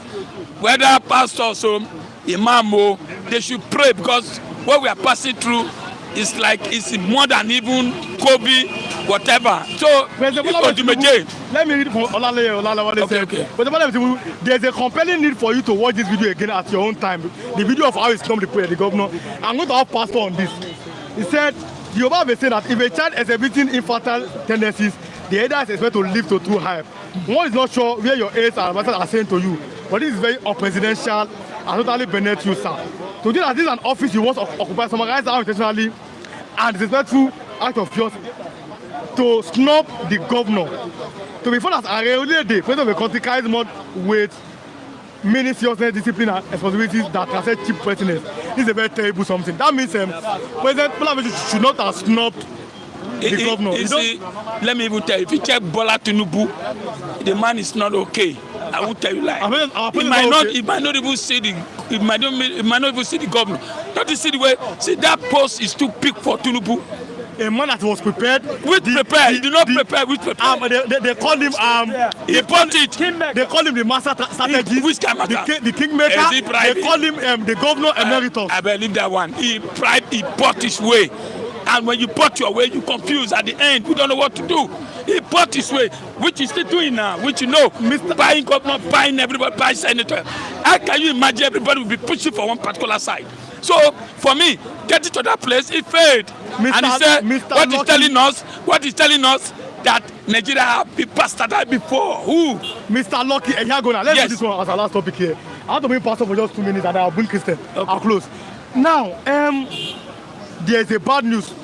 I'm talking about flooding. I know that look at Lagos, you are in that weather. The season now for rain. You saw how heavy rain fell here in Ogba rain started from 12 to almost 5 heavy rain. Thank God it was like in the midnight. Now, over 100 people have died in Mokwa, in Niger State. I reported how a man lost his newborn baby and his wife and everything. But let's look at Lagos. We are looking at our government side, our people's side. We say our people is to pour dirty on the gutter. What should we do to avoid a flood disaster in Lagos? You see, let me tell you, everything I blame government. You know I blame government? They say when the head is rotty, the leg and hand cannot work. Government agency, is to do the Buhari time, not this, the one Buhari just finished. We used to have Kai, who go around, check gutter, check everything. If you check now, some of this our gutter has been old since 1980, has not been refurbished. And our people too, they are not doing well, thanks of, taking care of the environment. I want to ask you a question. Somebody that is hungry, he will not carry a broom to go out, clean up the gutter. First, I want to talk with stomach. So I blame the government. Government agency, environmental have been down zero. Every insecurity, everything. So for me, in Niger State too, Nigeria is too big. The only way in Nigeria is to let every region concentrate on its own side. All this having one president, one minister of environment to be going around to make sure that things are being done properly. Oga is zero. It cannot work. It cannot work. If the president is not working, there's no way the governor can work, and the minister and senator. So he left for the people to decide 2027. Tinubu has failed for environment, Tinubu has failed for economy, Tinubu has failed for insecurity, Tinubu has failed for so many things. Let the people decide to say no, enough is enough. We are changing you this man. The way we change Jonathan, the way we change some of these people. Please, for me, 2027, open your eye. Open your eye. Thank you. Thank you so much for coming. Thank you. God bless. Yes, that information I just read now is from the deputy editor of this day, Mr. Olaleye. Mr. Christian, good morning. Yeah, good morning. Let's look at this because I'm watching you now. Okay. Now, even though it's 1 minute. Okay, 1 minute. Yes. I'm looking at the fact that have you seen the video where our president snubbed the governor? Yeah, yes. Now let me read from Mr. Olawale Olaleye, who is the deputy editor of the Disney newspaper. Okay. And he said something here which all Nigerians should be. I will have asked him, Mr. Olawale, I'll ask him tomorrow, the battery and everything. There's a complaint need for you. He's telling the president. He said, but the Parliament Tinubu, there's a complaint need for you to watch this video again at your own time and honestly tell yourself who this act has diminished the more. The Yoruba is saying that if a child is exhibiting infertile tendencies, the elders is supposed to live to a two-eye. One is not sure what your age advisor is telling you, but this is very unpresidential and totally benefits you as a president. What do you have to say about this? Okay, last 2023, president was acting drama, like say he is sick, like say he leg the pain am, use and deceive northerners, use and deceive every other person. See, my own is that is their problem. The president came into Lagos, is it not last week? They were together, he was with Sanwo-Olu. See, the APC will find a way to make you talk about them. Whether it's not Sanwo-Olu or not, now na your own wahala. My own wahala be say 2027, let's do election, let's know who's the winner. Whatever Tinubu is doing now, he's carefully re-engineering you people, trying to divert your attention to less important things. What concern me if he doesn't shake Sanwo-Olu? What concern me? Are they not in the same APC? Is it not his son? You're saying it's a political game? And that is what they want now. Like what you are talking about, Odumeje, he wants you to talk about him. That's what they want. That does so somebody said that I'm a disciple of Odumeje. Mr. Lucky from Newcastle, UK. No, I'm not a disciple, but why I follow all these things. Those names flow easily from your mouth. 3 billion, God bless you. I love you. The club said, during this campaign, he played to continue where he left off. With all the parties combined, he rigged his way to 27. Shame on those supporting Tinubu. That's that. Well, I'm not going to go. Don't want to okay, he has left. I don't know because the biggest young minister of our nation and global. Happy New Month. God bless you. The club Tinubu is clueless. Odumeje is clueless. Mr. Young Minister is right on that. You go by rigging, not by who's vote. Francis Nwadero, God has suffered in the hands of this fake prophet. If you are watching, click the like button, share this video, and also program start by earlier as 8 o'clock. Please, 8 o'clock. 8 o'clock every morning. Mr. Christian, you are saying that these are diversionary tactics. Yeah, yes, now you want to divert your attention. It's where I told you during the last election, he was doing as if he was not feeling fine, was not well, he was shaking. He used that and deceived nothing as I entered power. So that's the same Tinubu that we know. That thing he did in that event, he did that intentionally so that you can talk about the event. When people talk about what happened, they talk about the Lagos Coastal Road. That's how they do their propaganda. That does not concern me. Is that why they are calling him a master strategist? That this man knows how to play the game of politics. Who is calling him master? I mean, supporter we've seen. Okay. They even call him governor emeritus. I'm talking about yes, that's why the kingmaker. That's why they are calling him master. Okay. We are not calling master. Bad news. Over 100 people are there. Or they died in Mokwa flood yesterday. The painful thing is that Mokwa bridge is the bridge that they use to transport all these our pepper, onions, yam from north to south. So people should go and start stocking whatever foodstuff they can stock, except the rice they import from outside. Most of the things that come from northern Nigeria pass through that bridge. And the master strategies, according to you, the master, you cannot foresee such a thing, that bridge. See, but the rain, is it the fault of the president? I mean, it was the rain. Is it not every year that the place used to flood? I mean, today the place on the flood. It's every year now, so you don't have any contingency plan, you don't have any plan for anything, just you want to come and dance and grab power. That's the point of it. You understand? So people that have money go and stock food. If you don't have money, just be praying to God. Finally, 50 human beings have been killed in Benue State. 15 churches have been shut down. It's on the front page of the Vanguard by armed herdsmen in Benue State. Where do we go from here? Especially the Makurdi area, I mean the capital. Where do we go from here as Nigerians? During Jonathan, the president says the buck stops at the table of the commander-in-chief. So blame Tinubu for what's happening in Benue State. Blame Tinubu for what's happening in Makurdi. Blame Tinubu. He has not shown he has the capacity to stop insecurity. So blame Tinubu. Don't blame herdsmen. Tinubu is the commander-in-chief of the armed forces. So who do you expect? It's Tinubu you blame now, and APC. Finally, a U.S. military has warned Nigerians and other African countries. This terrorists want to pass through the coastal line. It's on the Punch newspaper that we should guard our coastal line. Nigeria and other West African countries. Terrorists, they want to come through that axis. What do you have to say? That's it. This is why you asked me this question. Let me ask you a question. Yes. From where they want to enter coastal line? Should be the biggest U.S. embassy now for that same place now. Now all of them. Now they know what they plan. You understand? See that place, what Tinubu call is it Lagos Atlantic City? That is where they will pass now. Where they won't pass.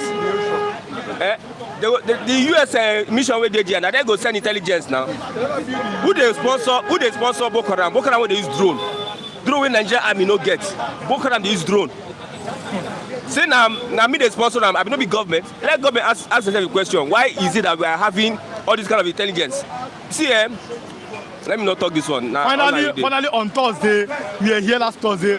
Even all of us were there under the rain. But we're talking about President Bola Tinubu's administration. How do you score the president? I saw how they've done some, there's a little bit of portion of the roads. I'm talking about the coastal highway. What do you score President Bola Tinubu's 2 years administration? From 1 to 10 or by percentage? How do you score him? Let's close. I will score him 20.5%.